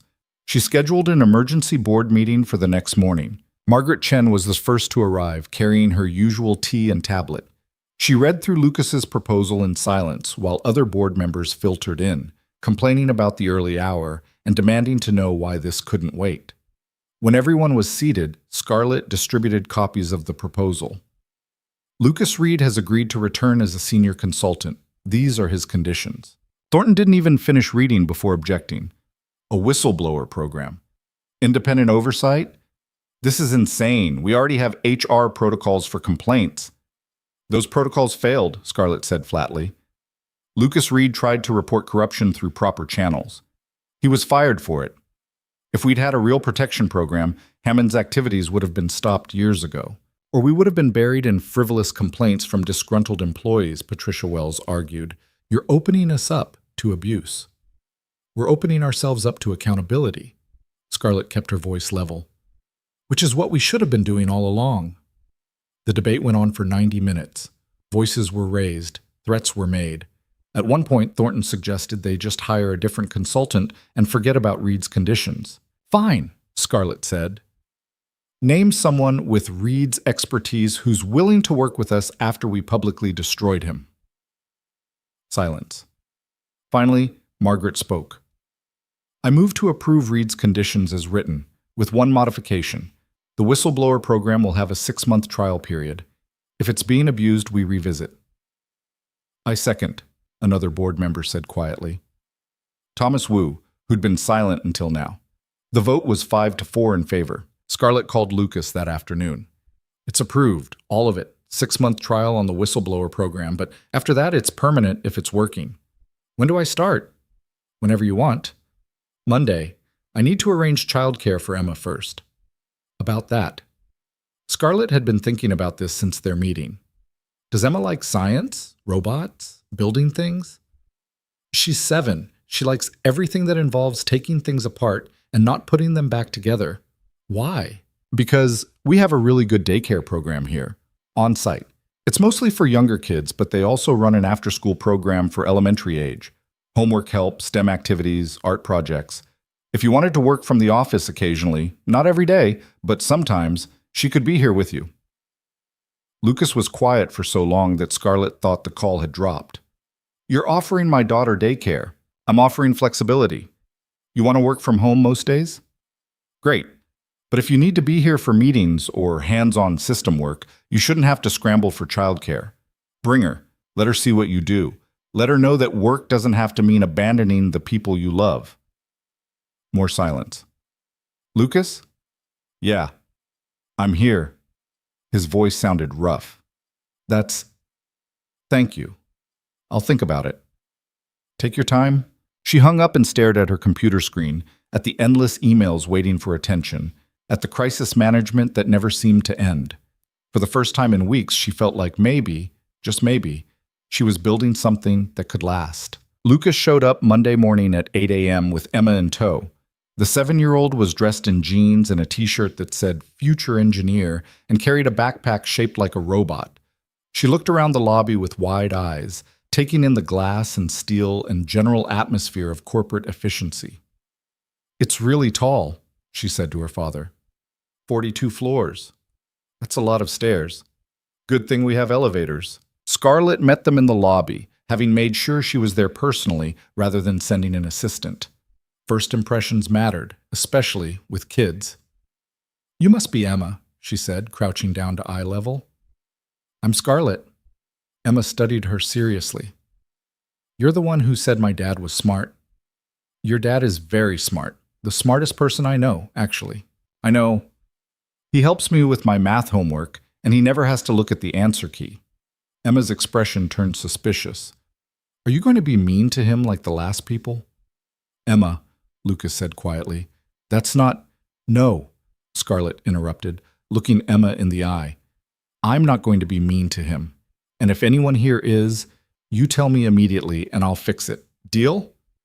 Emma considered this. "Deal. Can I see the robots?" "The what?" "The robots. Dad says there are robots here that move stuff around." Lucas smiled slightly. "The automated delivery system in the server rooms. I might have oversold how cool they are." "Or," Scarlett said, standing up, "we could go see them and let Emma decide for herself. I've got 20 minutes before my first meeting." They spent 15 minutes in the server rooms, watching the automated systems move equipment and supplies through carefully designed corridors. Emma was entranced, asking questions faster than Lucas could answer them. Why do they move like that? How do they know where to go? Can I build one? When Scarlett finally had to leave for her meeting, Emma hugged her father and went with one of the after-school program coordinators without complaint. Lucas watched her go with the expression of a parent who just accomplished something impossible.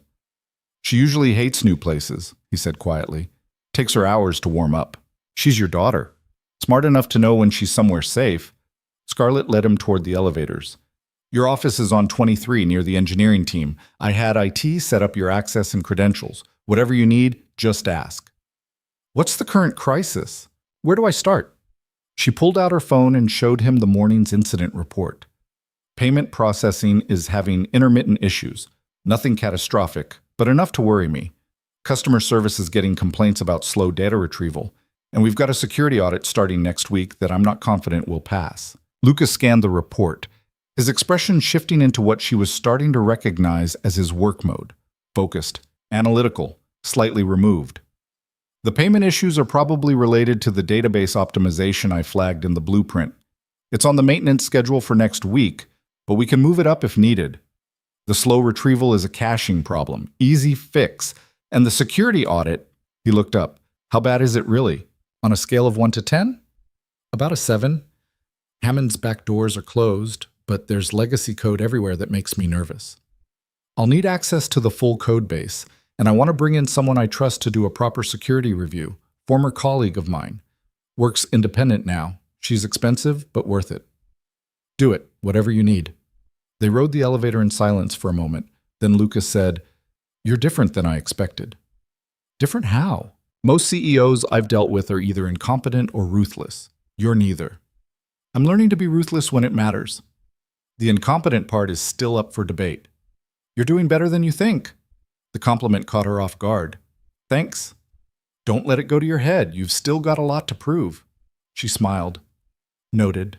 Over the next month, Scarlett watched Lucas transform the engineering department, not through authority or mandates, but through quiet competence and the kind of respect that had to be earned. He'd show up around 9, work until 3, then leave to pick up Emma from the after-school program. But in those 6 hours, he accomplished more than most people did in 12. He rewrote critical sections of code. He identified vulnerabilities no one else had noticed. He taught junior engineers not just what to do, but why it mattered. And slowly, the culture began to shift. People started asking questions instead of assuming. They documented their work. They thought about long-term consequences instead of short-term fixes. The whistleblower program went live in week 2. The first report came in within 48 hours. A mid-level manager in sales who'd been falsifying performance metrics to hit bonus targets. The investigation was swift, fair, and resulted in termination and restitution. The message was clear. The old ways were over. By week 4, Scarlett had received 17 whistleblower reports. Most were minor. A few were serious. All were handled with the same transparency and accountability that Lucas had demanded. The board's 6-month trial period started looking like a formality. One evening, around 6 p.m., Scarlett was working late when she heard laughter from down the hall. Curious, she followed the sound to one of the smaller conference rooms. Through the glass wall, she could see Lucas and Emma sitting at the table, surrounded by what appeared to be a disassembled tablet and various tools. Emma was concentrating intensely on something involving a screwdriver. Lucas was guiding her hands, showing her how to remove a component without damaging it. "But why does it need this part?" Emma asked. "Because the screen needs to know what you're touching. This part translates your finger into electrical signals the computer can understand." "That's so cool. Can I keep it?" "If we can't get the tablet back together, your dad's going to have to buy the company a new one. So maybe we should finish the repair first." Emma giggled. "You're worried." "Little bit, yeah." Scarlett watched them for a moment longer, then quietly walked away. She didn't want to interrupt whatever this was.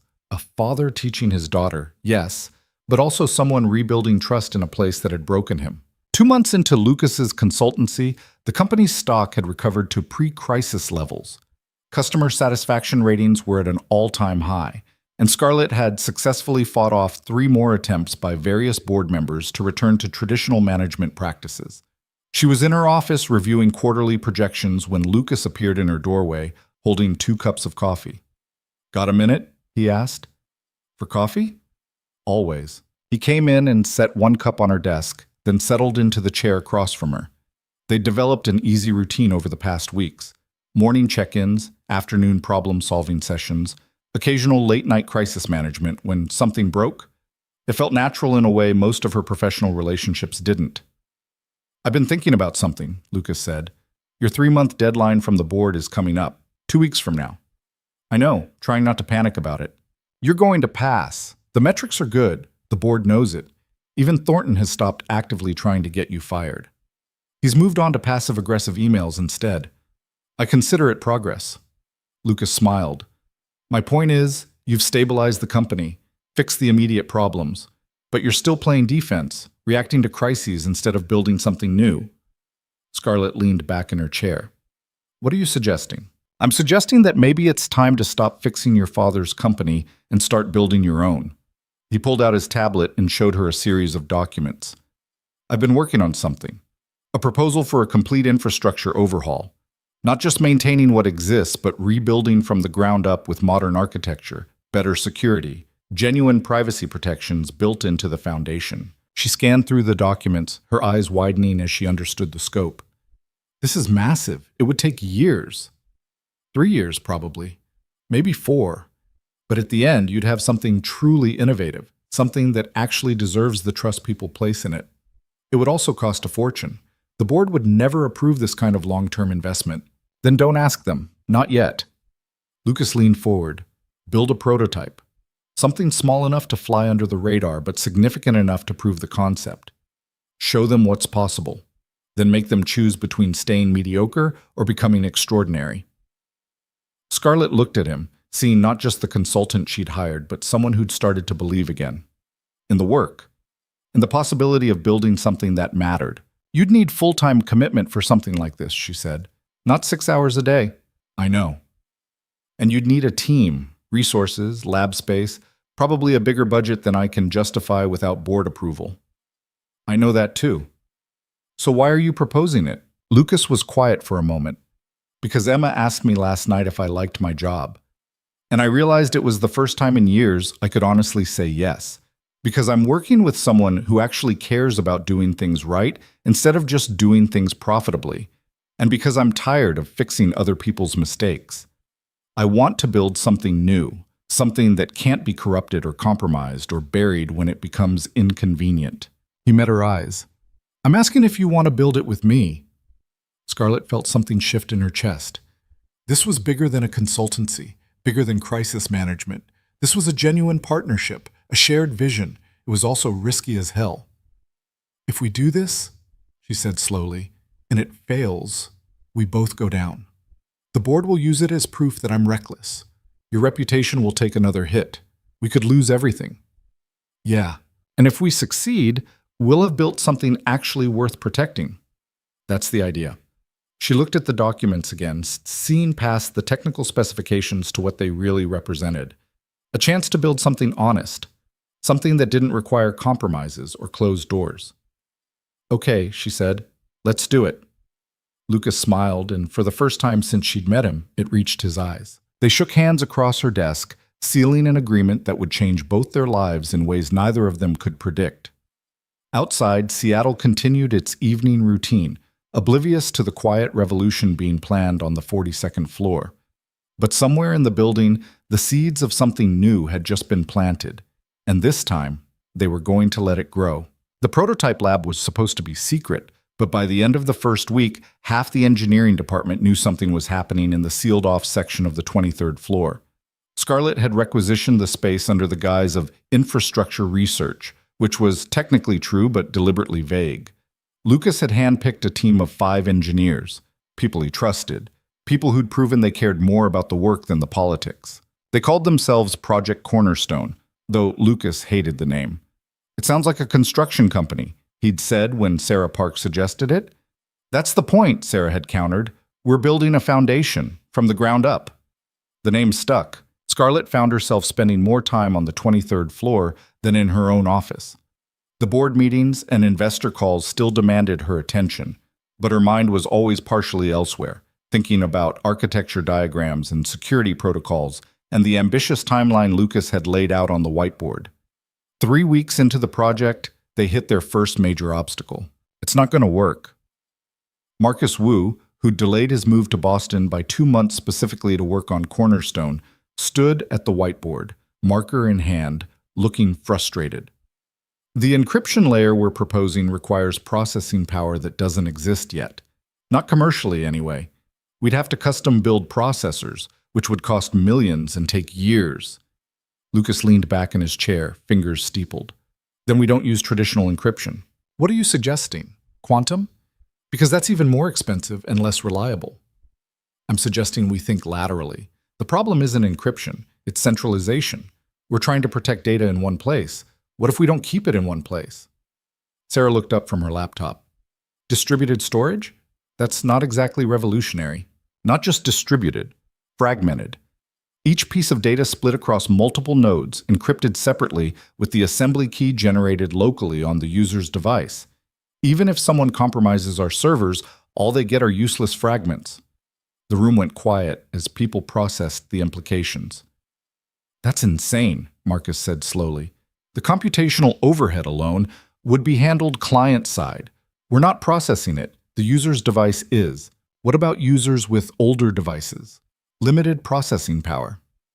Progressive enhancement. High-end devices get maximum security.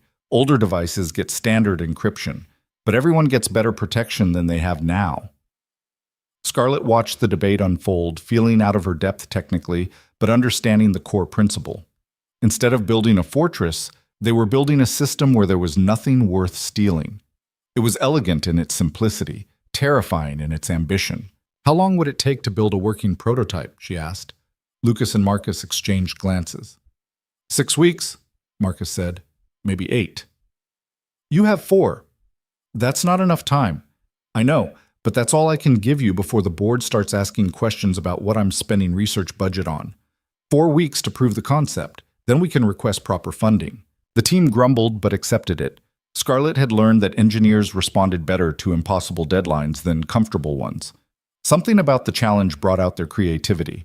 She left them arguing about implementation details and returned to her office, where a stack of contracts waited for her signature and her assistant had left 3 increasingly urgent notes about a conference call with investors. The next month was a blur of double lives. During the day, Scarlett played the role of CEO, reassuring investors, managing board expectations, handling the endless stream of decisions that running a billion-dollar company required.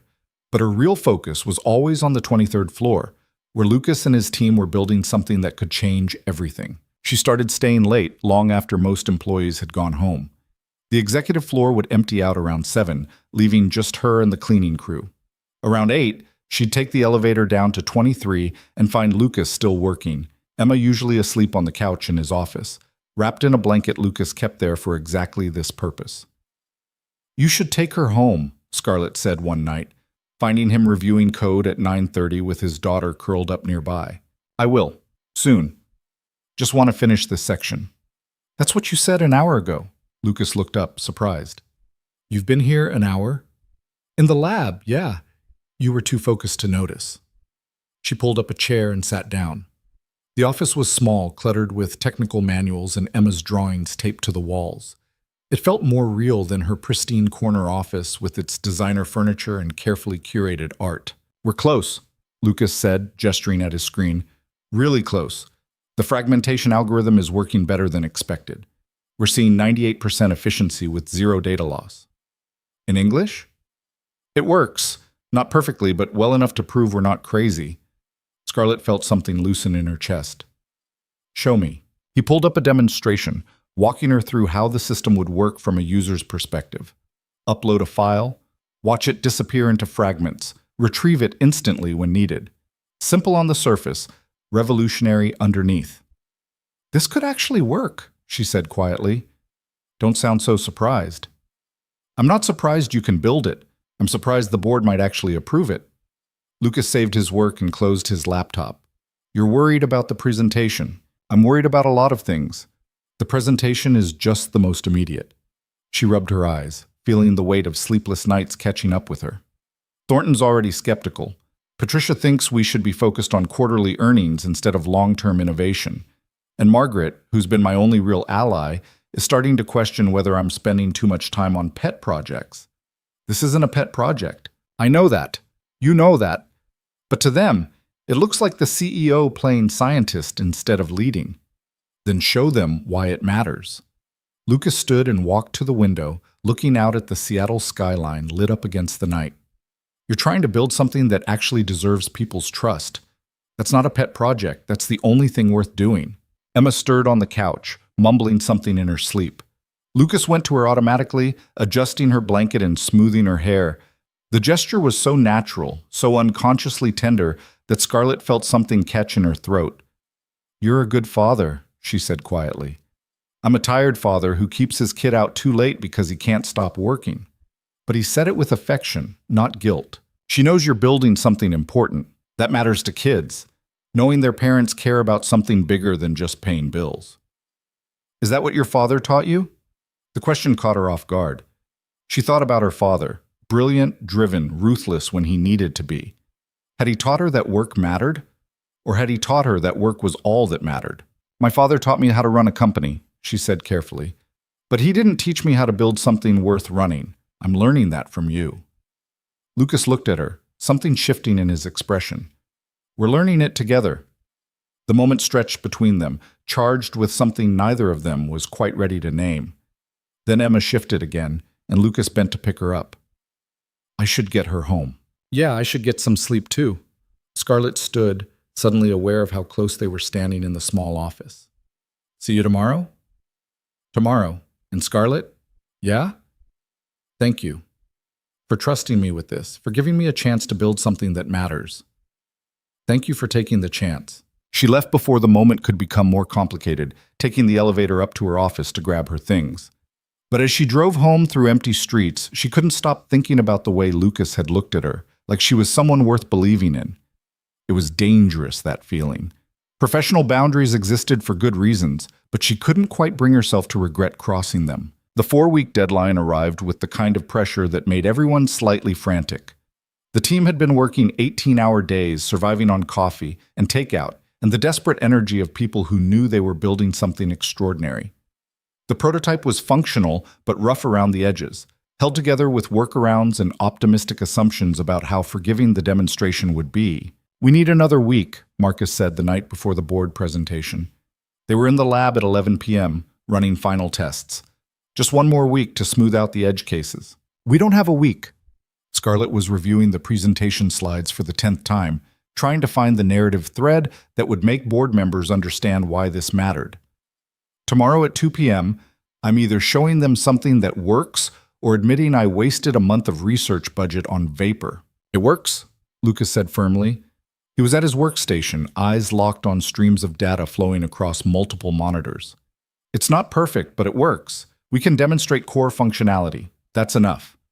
Enough to get approval for full funding? Enough to show them we're not insane. Sarah laughed, slightly hysterical. The bar for success just keeps getting lower. Welcome to startup culture, Marcus muttered. We're not a startup, Scarlett reminded them. We're a billion-dollar company that's supposed to be stable and predictable and absolutely not gambling on experimental technology. Then why are we doing this? Sarah asked. The question hung in the air. Why were they doing this? Why was Scarlett risking her already precarious position as CEO? Why was Lucas investing his reputation in something that could easily fail? Why were 5 engineers sacrificing sleep and sanity for a prototype that might get shut down in a single meeting? Because it's the right thing to do, Lucas said quietly, not looking away from his monitors. Because people deserve infrastructure they can actually trust. Because building something good is worth the risk of failing. He looked at Scarlett then, and she saw her own doubts and determination reflected back at her. That's not going to convince the board, Scarlett said. Then convince them with numbers. Show them the market opportunity, the competitive advantage, the fact that every other tech company is scrambling to rebuild trust after years of data breaches and privacy violations. We're not just building better technology, we're building the future of how people interact with their own information. Scarlett looked at her team, exhausted, anxious, brilliant people who'd believed in this vision enough to bet their careers on it. She thought about her father, who'd built an empire on compromise and control, and she thought about what she wanted her own legacy to be. Okay, she said. Let's show them the future. The board meeting started badly and got worse. Thornton was openly hostile from the moment Scarlett revealed what Project Cornerstone actually was. You've spent a month and $3 million on experimental technology without board approval? I spent discretionary research budget on a prototype that could revolutionize our entire infrastructure. You spent money we don't have on a gamble we didn't authorize. The research budget is mine to allocate, for incremental improvements, not complete system overhauls. Patricia Wells cut in before Scarlett could respond. Let's see the demonstration. Then we can decide if it was worth the investment. Lucas set up the presentation while Scarlett pulled up the slides she'd been refining for days. Emma was in the after-school program, probably building something out of recycled electronics and duct tape. Scarlett had promised her they'd get ice cream later, regardless of how the meeting went. That promise felt increasingly optimistic. What you're looking at, Lucas began, his voice calm despite the tension in the room, is a fundamental rethinking of how we handle user data. Current systems centralize information, making them attractive targets for attacks. Our approach fragments data across distributed nodes with client-side assembly. Think of it as the difference between keeping all your money in one bank vault versus keeping pieces of each bill in different locations that only you can reassemble. He walked them through the technical specifications, translating complex concepts into language board members could understand. Scarlett watched their faces, trying to gauge reactions. Margaret looked intrigued. Thomas Wu was taking notes. Thornton's expression suggested he was calculating how to use this against her. The demonstration itself went flawlessly. Lucas uploaded a sensitive document, showed how it fragmented and distributed across their test network, then retrieved it instantly on a separate device. No lag, no data loss, just seamless protection that happened invisibly to the user. How much would it cost to implement this company-wide? Margaret asked. Full implementation would run about $80 million over 3 years, Scarlett said, expecting the reaction she got. Sharp intakes of breath, exchanged glances, Thornton's derisive snort.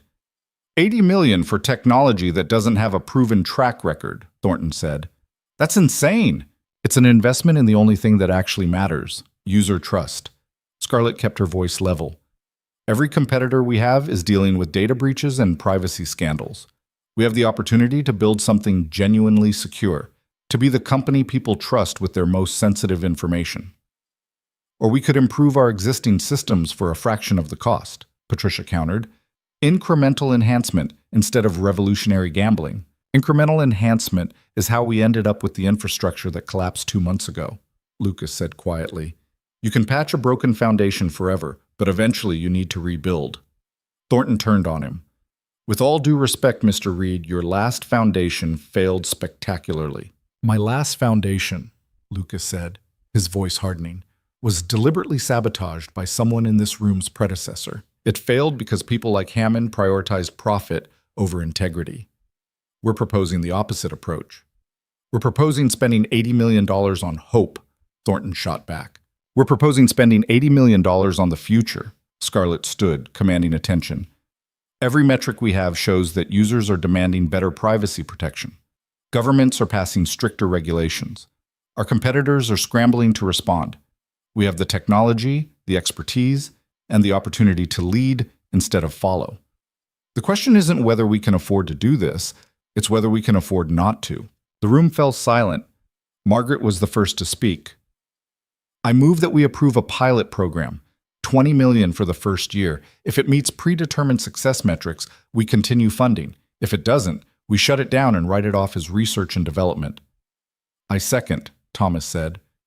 This is reckless, Thornton protested. We're rewarding Scarlett for going behind our backs. We're investing in innovation, Margaret interrupted, which is what this company should have been doing all along instead of resting on outdated infrastructure. All in favor?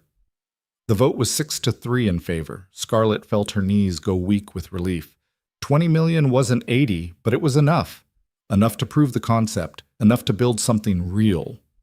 Thank you, she said to the board. You won't regret this. We'd better not, Thornton muttered. After the meeting, Lucas found Scarlett in her office, staring out at the Seattle skyline with an expression somewhere between triumph and exhaustion. We did it, he said. You did it. That demonstration was flawless. We did it together. He moved to stand beside her at the window. 20 million is a good start. It's enough to scare me. What if we're wrong? What if the technology doesn't scale? What if then we'll fail spectacularly and become a cautionary tale about hubris in tech leadership? Lucas smiled slightly. But we'll fail trying to do something worth doing. That counts for something. Does it? Ask me in a year, Scarlett laughed, feeling some of the tension drain away. I promised Emma ice cream. Want to come? We should celebrate. Something flickered across Lucas's face. That sounds good. They picked up Emma from the after-school program and drove to a place near Lucas's house that apparently had the best mint chocolate chip in Seattle. Emma talked non-stop about the robot she was building, how it was going to have 6 legs and be able to climb stairs, and how her dad was going to help her program it to follow voice commands. That's ambitious, Scarlett said, watching Emma attack her ice cream with single-minded determination. She doesn't know what's impossible yet, Lucas said. I'm not going to be the one to tell her. My dad told me I couldn't run the company when I was younger, said I didn't have the temperament for it. What changed? He died, and I didn't have a choice. She took a bite of her ice cream, vanilla, simple, safe. Sometimes I wonder if he was right.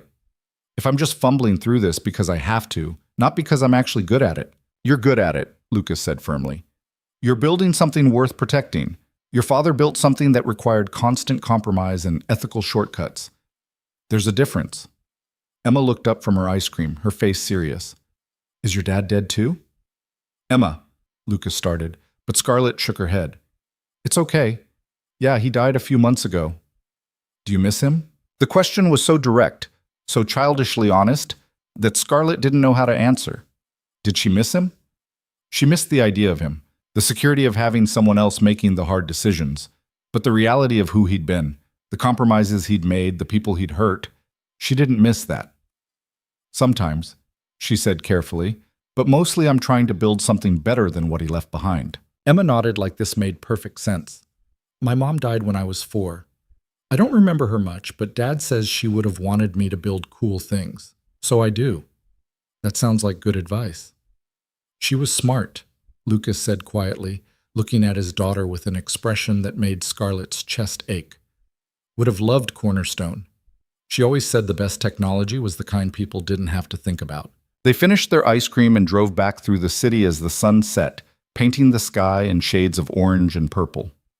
Emma fell asleep in the back seat, her head tilted at an angle that would definitely give her a sore neck later. When they reached Lucas's house, he carefully extracted Emma from her seatbelt and carried her inside. Scarlett waited in the car, engine running, telling herself she should leave. But when Lucas came back out and leaned against her car door, she rolled down the window. "Thank you," he said, "for the ice cream, for the project approval, for all of it. Thank you for believing this could work when I wasn't sure." "I wasn't sure either. I just didn't want to admit it." They smiled at each other, and Scarlett felt that dangerous feeling again, the sense that they were building something bigger than just a company project, something that involved late nights and shared victories, and the way Lucas looked at her like she was someone worth trusting. "I should go," she said, not moving. "Yeah." Neither of them moved. "Lucas, this is complicated," he said quickly. "Whatever this is, I'm your consultant. You're the CEO. Emma's involved now. There are about 17 kinds of professional boundaries we're crossing. I know. So we should probably stop before it gets more complicated." "Probably." He pushed off from the car. "Good night, Scarlett." "Good night." She drove home with her heart beating too fast and her mind full of all the reasons this was a terrible idea. Professional relationships, power dynamics, the fact that she was barely holding on to her job and didn't need another complication.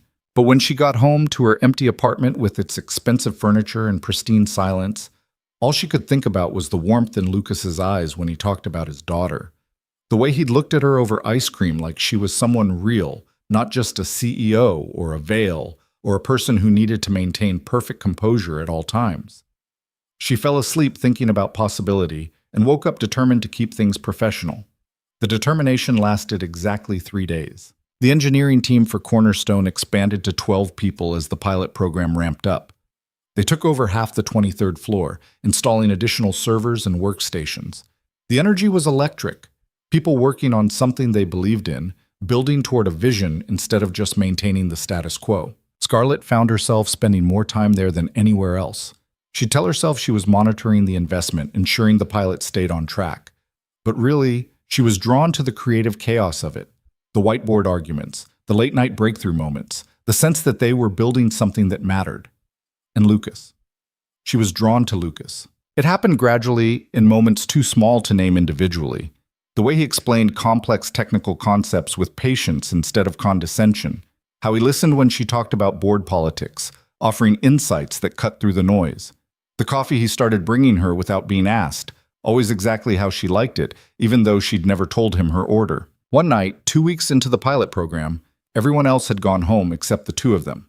They were in the lab, reviewing test results from the day's security audit. The audit had gone well, better than expected, actually, and they were both running on the adrenaline of success. "We're going to pull this off," Scarlett said, looking at the metrics on Lucas's screen. "We're actually going to build something revolutionary. Don't jinx it. We've still got 11 months to screw it up." Always the optimist. Always the realist. But he was smiling. They were standing close, both leaning over the same monitor. Scarlett was acutely aware of the warmth of him next to her, the smell of coffee, and the subtle scent of whatever soap he used. When he turned to look at her, their faces were inches apart. "Scarlett," he said quietly, "we should talk about this." "About what?" "About the fact that I can't stop thinking about you. About how every time you walk into a room, I lose my train of thought. About how working with you is the best part of my day, and that's not just about the project." Her breath caught. "Lucas, I know all the reasons this is a bad idea. I've listed them all to myself about 100 times. But I need to know if you feel it too, or if I'm just making this weird by myself." Scarlett should have said something professional, should have established boundaries, should have protected them both from the complications that would inevitably follow. Instead, she kissed him. It was brief, tentative, neither of them quite sure if they were making a catastrophic mistake. When they pulled apart, Lucas's eyes were wide with surprise. "That's not an answer," he said. "Yes, it is. A really complicated answer.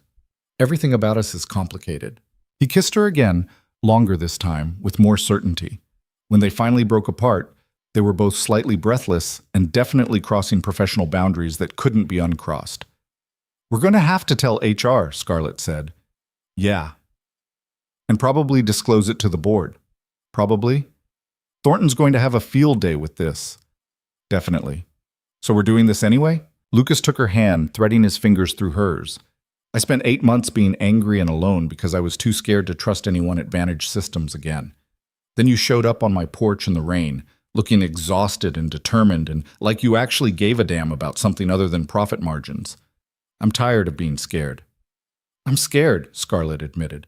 I'm terrified I'm going to mess this up, the company, the project, this, all of it. Then we'll mess it up together. They stood there in the empty lab, holding hands like teenagers, surrounded by the technology they were building and the future they were trying to create. It was reckless and complicated and absolutely the wrong time to be starting something personal. But for the first time since becoming CEO, Scarlett felt like she was exactly where she was supposed to be. The disclosure to HR went about as awkwardly as expected. The representative, a kind woman named Maria, who'd probably dealt with worse workplace situations, listened to their explanation with professional neutrality. You understand, Maria said, that as CEO and consultant, there's an inherent power dynamic that creates potential concerns. We understand, Scarlett said, which is why we're disclosing it voluntarily and establishing clear boundaries. Lucas reports to me on project matters only. Any personal relationship exists separately from our professional roles. And if the relationship ends badly, Lucas and Scarlett looked at each other. They hadn't discussed contingencies. Probably should have. Then we're both adults who can maintain professional standards, Lucas said. I've worked with people I didn't like before. I can do it again if necessary. Let's hope it doesn't come to that. Maria made some notes on her tablet. I'll need to file this with the board. They'll likely want to establish additional oversight to ensure there's no favoritism or ethical conflicts. We expected that, Scarlett said. One more thing. Maria looked at them both seriously. If this goes wrong, it won't just affect you two. It'll affect your teams, the project, the company culture, so please be sure this is worth the risk. After they left HR, Lucas turned to Scarlett in the hallway. Second thoughts? About 100. You? Constantly. But you're still here. So are you. They went back to work, trying to pretend everything was normal while being hyper-aware of every interaction, every word, every moment where personal and professional blurred together. It was exhausting and exhilarating and completely impossible to sustain long-term, which became clear when Emma asked the question neither of them had prepared for. It was a Friday evening, 3 weeks after their first kiss. Scarlett had started joining Lucas and Emma for dinner occasionally. Nothing formal, just takeout at Lucas's house while they reviewed project updates, and Emma showed off her latest robot modifications. They were sitting around the small kitchen table, eating Thai food straight from the containers, when Emma looked up from her pad Thai and asked, "Are you and Dad dating?" Lucas froze mid-bite. Scarlett nearly choked on her spring roll. "What makes you ask that?" Lucas said carefully. "You smile at each other a lot, and you hold hands sometimes when you think I'm not looking. And yesterday Tommy's mom asked if Miss Scarlett was my dad's girlfriend." "Tommy's mom should mind her own business," Lucas muttered. "So are you?" Emma persisted. "Dating?" Scarlett and Lucas looked at each other. They hadn't labeled it, hadn't defined what this was beyond complicated, and probably a terrible idea, but we're doing it anyway. "Yeah," Lucas said finally. "We are. Is that okay with you?" Emma considered this seriously. "Does this mean Scarlett's going to be around more?" "Maybe, if that's okay." "Can she help with my robot? The programming part is hard." Scarlett laughed, feeling tension drain away. "I'm terrible at programming, but I can try." "That's okay, Dad's good at it. You can just hang out." Emma went back to her noodles like this was settled. Tommy's mom is going to be so excited. She loves gossip. After dinner, after Emma had gone to bed, Lucas and Scarlett sat on the porch swing, not quite touching, but close enough that their shoulders brushed with each movement. "That went better than expected," Scarlett said. "She's 7. Everything's simple when you're 7. Adult dating her dad? Cool. More people to help with robots? Even better. I wish the board was that easy to convince." How'd they react to the HR disclosure? "Margaret thinks it's unprofessional, but understandable. Thomas doesn't care as long as the project stays on track. Thornton sent me an email that was 3 paragraphs of barely disguised threats about conflicts of interest. So, business as usual." "Pretty much." They rocked in silence for a while, listening to the neighborhood sounds. Someone's TV playing through an open window, a dog barking in the distance, the general hum of evening settling in. "My wife and I used to sit out here," Lucas said quietly, "before she got sick. She'd plan out her garden, decide what to plant where. Never actually got around to planting most of it, but she loved the planning." It was the first time he'd talked about his wife unprompted. Scarlett stayed quiet, giving him space. "She died 3 years ago, breast cancer. By the time they caught it, it had spread everywhere. We had 8 months from diagnosis to the end." His voice was steady but distant. "Emma barely remembers her. I show her pictures, tell her stories, try to keep the memory alive. But mostly, Emma just knows me. Just this. I'm sorry. Me too." He looked at her. "I'm not trying to compare or make this weird. I just want you to know that this, us, it's not something I'm doing lightly. I haven't dated anyone since she died. Didn't want to, didn't see the point. What changed? You showed up on my porch in the rain and refused to leave until I listened. You trusted me when you had every reason not to. You built something worth believing in." He took her hand. "I'm done being angry at ghosts. I want to build something new." Scarlett leaned her head against his shoulder, feeling the solid warmth of him. "I don't know how to do this. The relationship part. I've always been terrible at it. Too focused on work, too competitive, too much of my father's daughter. Then we'll figure it out together, make mistakes, learn as we go." That sounds messy. Everything worth doing is messy. They sat on the swing until the night turned cold, talking about nothing and everything, building something fragile and real between them. Inside, Emma slept soundly, dreaming of robots and possibilities. And for the first time in years, the future felt less like a burden and more like a promise. The crisis came on a Tuesday morning in late October, 6 months into the Cornerstone pilot program. Scarlett was in a breakfast meeting with potential investors when her phone started vibrating with such frequency that she had to excuse herself. 14 missed calls from David Chen, 23 texts from various department heads, and 1 email from Thornton with the subject line, "Emergency board meeting, immediate." She stepped into the hallway and called David. "Tell me what's happening." Someone leaked internal documents to TechCrunch, financial projections, development timelines, everything about Cornerstone. The article goes live in 2 hours, and it's not flattering. They're calling it Vantage Systems' $80 million gamble and questioning whether the technology is even viable. Scarlett felt the floor tilt beneath her. "How did they get internal documents?" "We don't know yet. But Thornton's already calling for your resignation. He's convinced the board you've lost control of the company." "I'll be there in 20 minutes. She made it in 15, arriving to find the executive floor in controlled chaos. Employees clustered in small groups, whispering. She could feel eyes following her as she walked to the boardroom, could sense the shift in energy that happened when leadership was vulnerable. The board was already assembled, all 12 members looking grim. Thornton stood at the head of the table like he'd already assumed control. "There she is," he said as Scarlett entered. "The CEO, who's been too busy playing house with her consultant to notice someone's bleeding our company's secrets to the press." "That's enough, Richard," Margaret said sharply, but even she looked troubled. Scarlett took her seat, keeping her expression neutral despite the rage building in her chest. "I've read the article preview. It's full of speculation and half-truths. We can issue a response.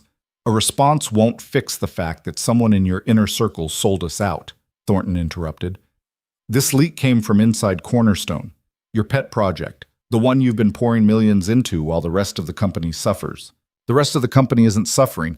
Our Q3 earnings were up 18% because we're riding on infrastructure that Lucas Reed built for free after you publicly humiliated us." Thornton leaned forward, hands flat on the table. "Let's be honest about what's happening here, Scarlett. You've prioritized your personal relationship and your vanity project over the actual business of running this company, and now it's blowing up in your face. My personal relationship has nothing to do with this leak." "Doesn't it?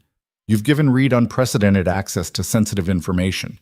You've built an entire team around him with minimal oversight. You've been so focused on playing house that you've ignored basic security protocols." Scarlett felt her control slipping. "Lucas would never—" "You don't know that. You're sleeping with him. You can't be objective." The room went silent. Patricia Wells cleared her throat uncomfortably. Thomas Wu studied his hands. Even Margaret looked away. That's a serious accusation, Scarlett said quietly, dangerously. Do you have any evidence that Lucas is responsible for the leak? I have evidence that he's the only person with access to all the leaked documents. I have evidence that he was fired from this company once before for insubordination. And I have evidence that you've been too blinded by personal feelings to see the obvious. The obvious being? That Reed is playing you. That he's been playing you from the start. Think about it, Scarlett. He shows up at exactly the right moment with a mysterious blueprint that saves the company. He accepts a consultant position with unusual terms. He starts a relationship with the CEO. And now, when Cornerstone is about to go into full funding review, someone leaks information that makes the whole project look like a disaster. Thornton smiled coldly. That's not coincidence, that's sabotage. You're wrong. Am I? Then explain to me how those documents got to TechCrunch.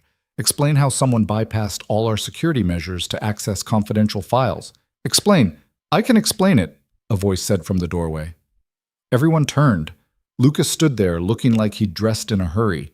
His hair was messy, his shirt wrinkled, and his expression was absolutely furious. Mr. Reed, Thornton said smoothly. How convenient. We were just discussing. I heard what you were discussing. Your assistant has a loud voice and thin walls. Lucas walked into the room holding a tablet. You want to know who leaked those documents? It was Marcus Wu. The room erupted. Scarlett felt like she'd been punched in the stomach. Marcus? The engineer who'd stayed behind to work on Cornerstone? Who'd been with them from the beginning? That's absurd, Patricia said. Marcus has been with this company for 8 years, and he's been talking to Databridge Analytics for the past 3 months. Lucas pulled up files on his tablet, projecting them onto the boardroom screen. I noticed unusual access patterns in our secure servers 2 weeks ago. Someone was copying files during off hours, routing the transfers through VPN servers to hide the origin. I've been tracking it, trying to figure out who and why. And you didn't think to mention this? Thornton demanded. I mentioned it to David Chen and our security team. We've been conducting a quiet investigation. I didn't want to alert whoever was responsible before we had proof. Lucas pulled up more files. Marcus has been in contact with a Databridge executive named Chen Wei. Same last name, probably related. They've been offering him a position as their chief technology officer in exchange for intelligence on our development pipeline. Scarlett stared at the evidence on the screen. Email chains, file access logs, wire transfers to Marcus's personal account. It was all there, damning and irrefutable. Why would Marcus do this? She asked quietly. Because Databridge offered him triple his current salary and equity in a competitor. Lucas's voice was hard. And because he's been angry since I recommended Sarah Park for the lead architect position on Cornerstone instead of him. He felt passed over, undervalued. So when Databridge came calling, he sold us out. Margaret leaned forward, studying the evidence. This is solid. We need to terminate Marcus immediately and pursue legal action.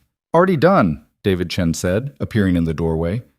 Security just escorted him out of the building. Legal is preparing a lawsuit for breach of contract and theft of trade secrets. Well, Thornton said after a long moment, this is certainly embarrassing. For you, you mean? Lucas turned to face him. You just spent 20 minutes accusing me of sabotage based on nothing but your personal dislike and your assumption that someone like me couldn't possibly be trustworthy. You tried to destroy my reputation again because it was convenient for your political agenda. I was looking at the evidence. You were looking for a scapegoat, the same way Hammond looked for one when I questioned his data monetization scheme. The same way this company has always operated, protecting the powerful and sacrificing whoever's convenient. Lucas looked at Scarlett. I need to talk to you, privately. They left the boardroom and went to her office. Lucas paced while Scarlett stood by the window, trying to process everything that had just happened. I'm sorry, she said finally. I should have defended you better. I should have shut Thornton down the moment he started accusing you. You were blindsided, we both were. Lucas stopped pacing and looked at her. But this is exactly what I was afraid of. The moment something goes wrong, they're going to blame me. They're going to use our relationship as evidence that you're compromised. And they're not entirely wrong. What are you saying? I'm saying maybe Thornton had a point. Not about me being a saboteur, but about us being too close to see clearly. You didn't want to believe Marcus could betray us because he was part of the team. I didn't want to alarm you with suspicions I couldn't prove. We're making decisions based on personal feelings instead of strategic thinking.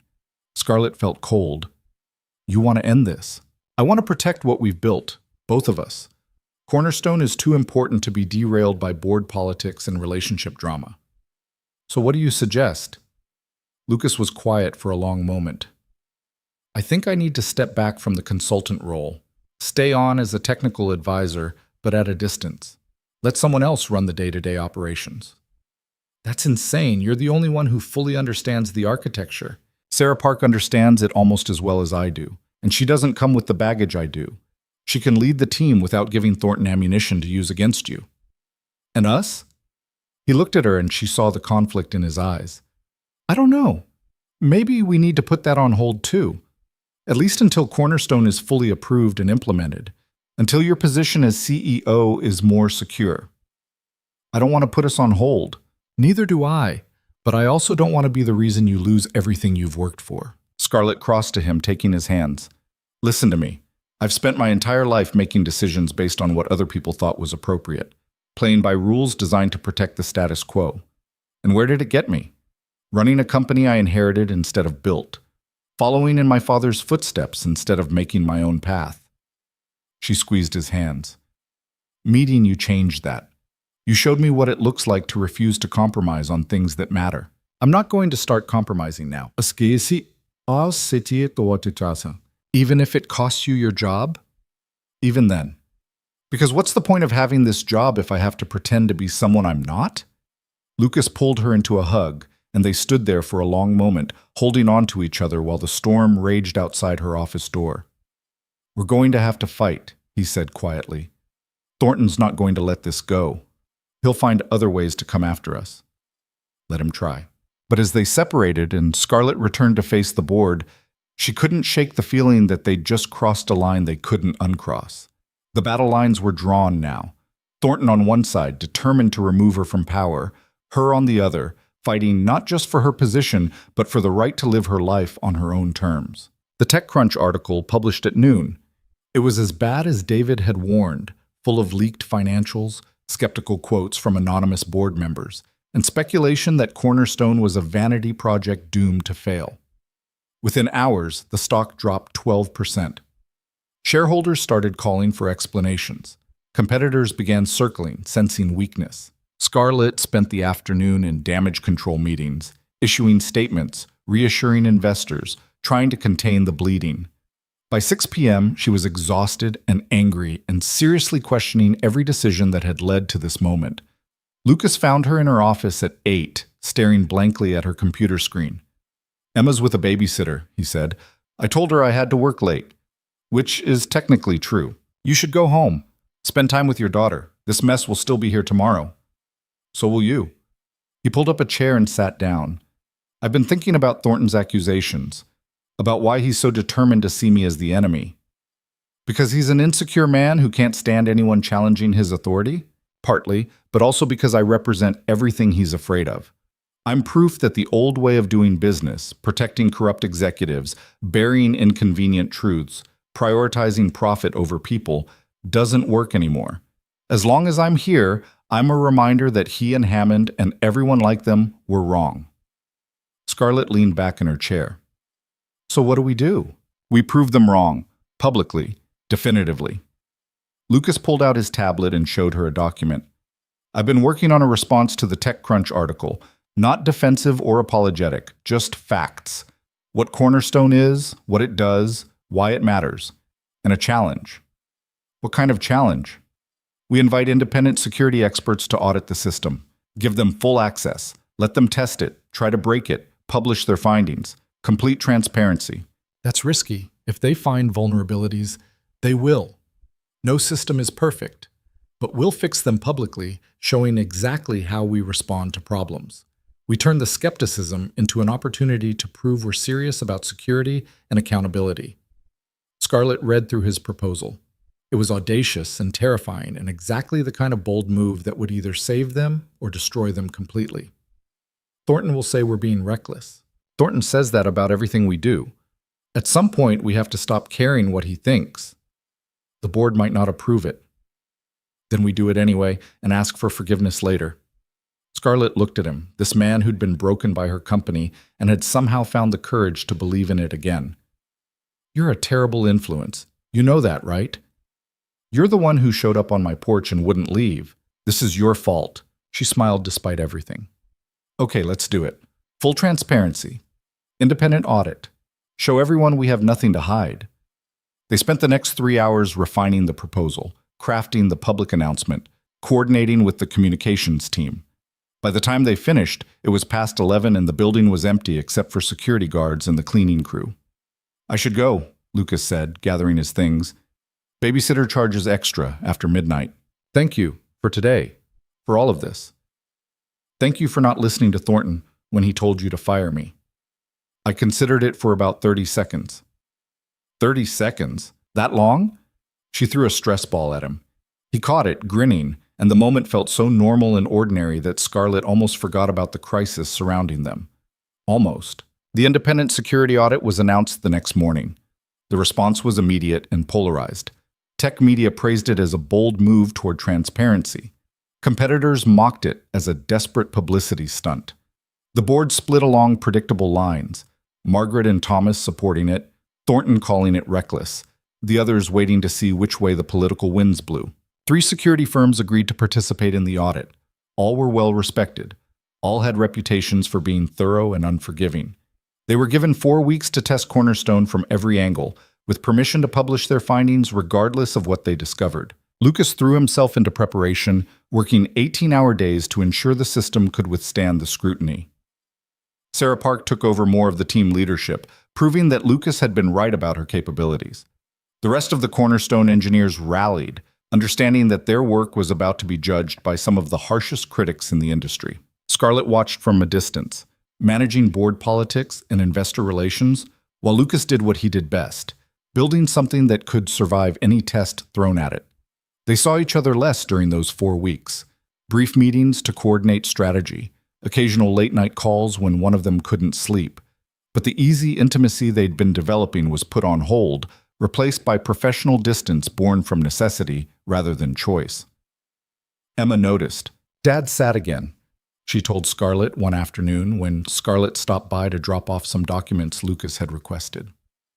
Emma was in the living room, working on her robot, which now had 7 legs instead of 6 and could apparently walk in circles. "What makes you think he's sad?" "He does the dishes really slowly. That's what he does when he's thinking about Mom and missing her. But he's not thinking about Mom this time. He's thinking about you." Scarlett sat down on the couch, watching Emma carefully attach a wire to one of the robot's legs. "Your dad and I are just trying to focus on work right now. There's a lot happening." "I know. Tommy's mom says you're going to get fired and then Dad will be sad again and will have to move because he won't have a job." "Tommy's mom needs to stop gossiping." "That's what Dad said."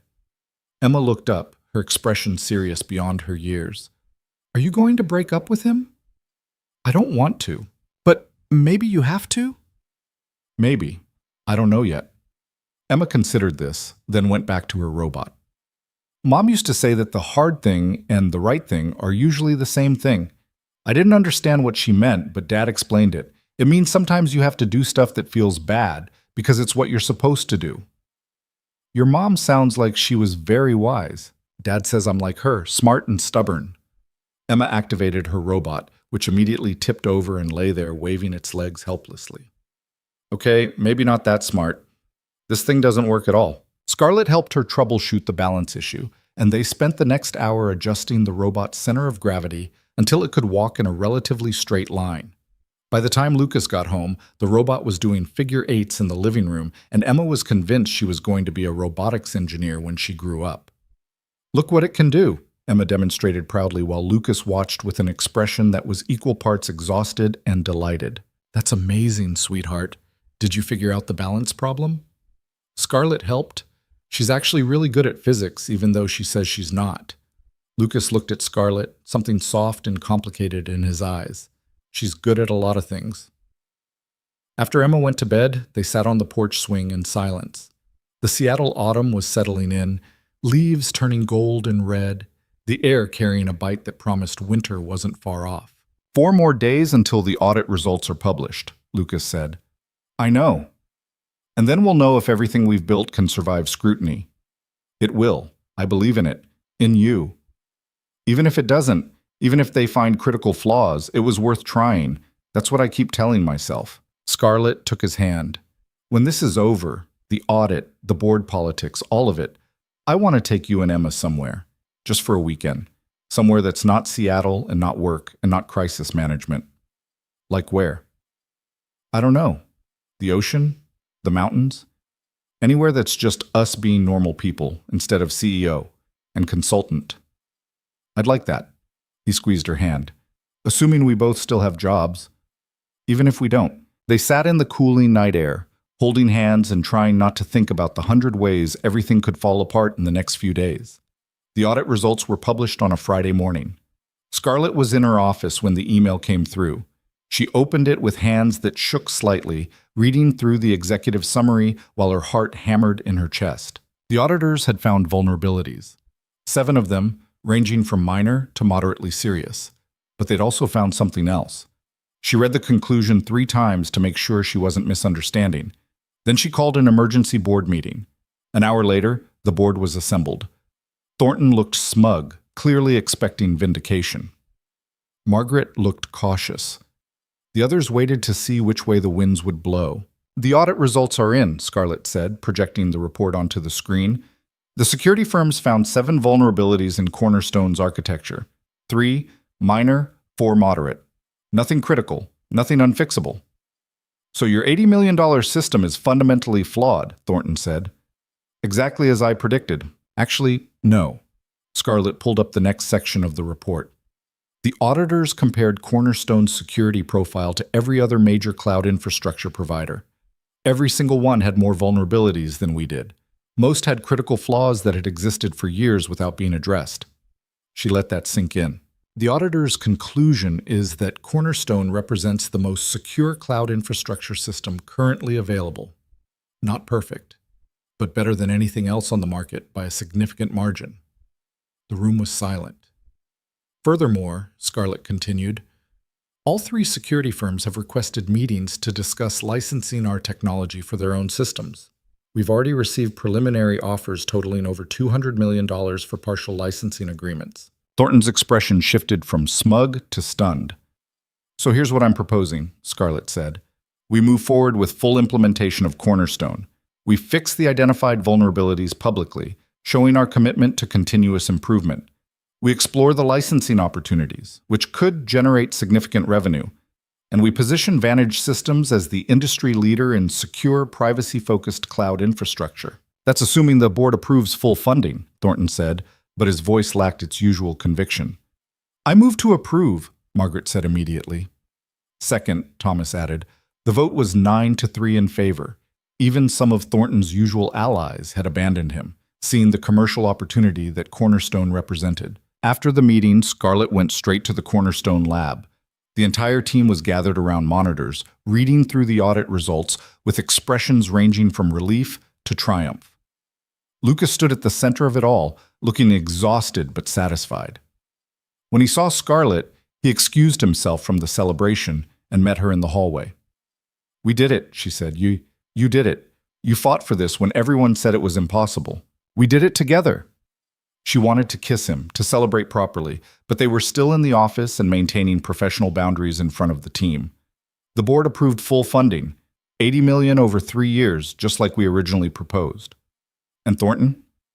Voted against it, but he didn't have the support. The commercial opportunities are too significant for even his allies to ignore. Lucas leaned against the wall, looking like the weight he'd been carrying for months had finally lifted. So what happens now? Now we build it for real. Full implementation, company-wide rollout, everything we've been working toward. That's going to take years. I know. And it's going to be hard, probably harder than the pilot program. I know that too. But we're doing it anyway. We're doing it anyway. They stood in the hallway while celebration sounds drifted from the lab. 2 people who'd found each other in the wreckage of corporate corruption and built something worth protecting. About us, Lucas said carefully. About what we put on hold. What about it? I don't want it on hold anymore. I don't want to wait until everything's perfect or secure or politically convenient. I want to be with you. Emma wants you around, and life's too short to keep putting off the things that actually matter. Scarlett felt something tight in her chest loosen. Thornton's going to make our lives difficult. He already does. The board will use it against us whenever something goes wrong. They'll find ways to do that anyway. So we're really doing this? Relationship and professional partnership and all the complications that come with it? Lucas smiled, really smiled, for the first time in weeks. Yeah, we're really doing this. Okay then. Scarlett took his hand, not caring who saw. Let's go celebrate with your team, our team, and then let's take Emma out for ice cream and tell her that the sad dishes phase is officially over. They walked back into the lab together, greeted by cheers and congratulations from engineers who'd bet their careers on a vision of something better. The celebration lasted until late evening, everyone too wired from success and relief to want to go home. But eventually, people started drifting away, heading back to their lives outside the office. Scarlett and Lucas were among the last to leave, turning off lights and locking doors and making sure everything was secure for the weekend. In the parking garage, under fluorescent lights that flickered slightly, Scarlett stopped Lucas before he could get into his car. "Thank you," she said, "for taking a chance on me, on us, on all of this. Thank you for being stubborn enough to keep showing up on my porch until I listened. I'm good at stubborn. I've noticed." They kissed in the parking garage like teenagers, making up for weeks of professional distance and careful restraint. When they finally pulled apart, both slightly breathless, Lucas was grinning. "Emma's with the babysitter for another hour," he said. "Want to grab coffee?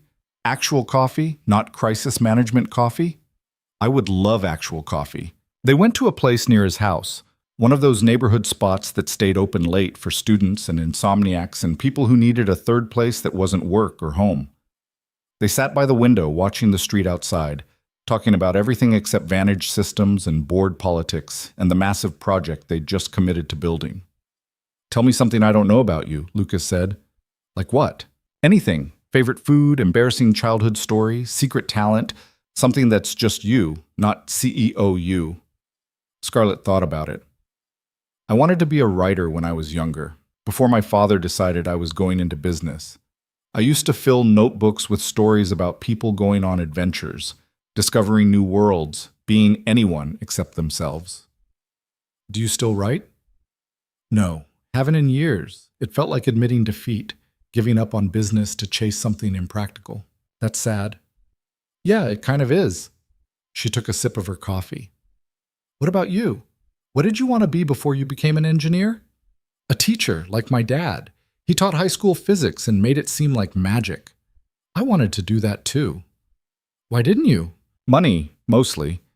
Teaching doesn't pay much, and I had student loans and then a family to support. Engineering was practical, but sometimes I miss the idea of it. Helping people understand complicated things, making knowledge accessible instead of exclusive. You do that now, with your team. With Emma. It's not the same. Maybe not, but it matters." They talked until this coffee shop started closing down around them, the barista wiping down tables with the patient resignation of someone used to late-night stragglers. Outside, Seattle had settled into its late-night rhythm. Sparse traffic, occasional pedestrians, the quiet that came after the city had stopped trying so hard. When they finally left, Lucas walked Scarlett to her car. The autumn air was cold enough to see their breath, the sky clear enough to see stars despite the city lights. "I'm glad you didn't give up on me," Lucas said, "back when I slammed the door in your face. You could have walked away, found someone else to fix your crisis. But you kept coming back." "I'm stubborn, remember?" "Yeah, but it's more than that. You saw something worth fighting for when everyone else just saw problems to manage. That takes vision and courage. Or stupidity. Sometimes they're the same thing." Scarlett unlocked her car but didn't get in yet. "We're going to have more fights with the board, more crises, more people trying to tear down what we're building." "I know. And we're probably going to make mistakes, personally and professionally.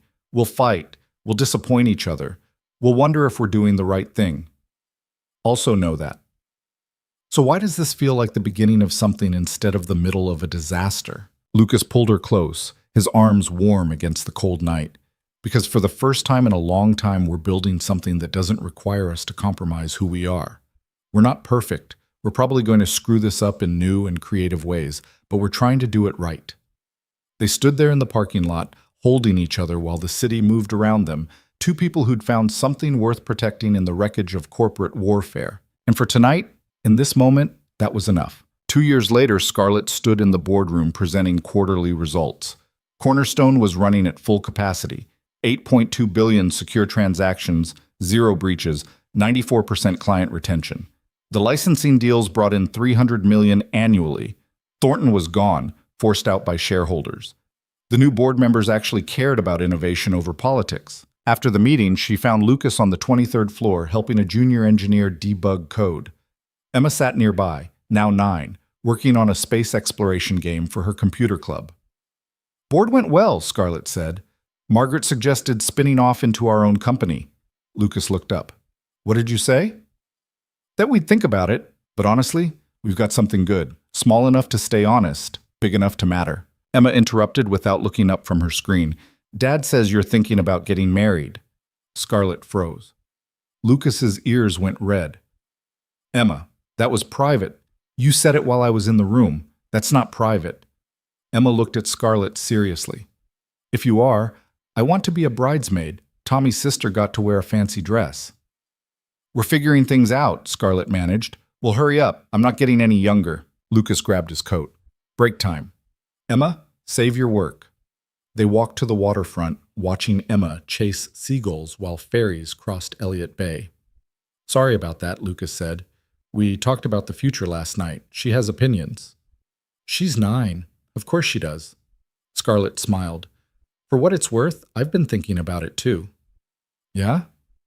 "What we've built, professionally and personally, it feels permanent, worth protecting." Lucas took her hand. "We built more than a security system.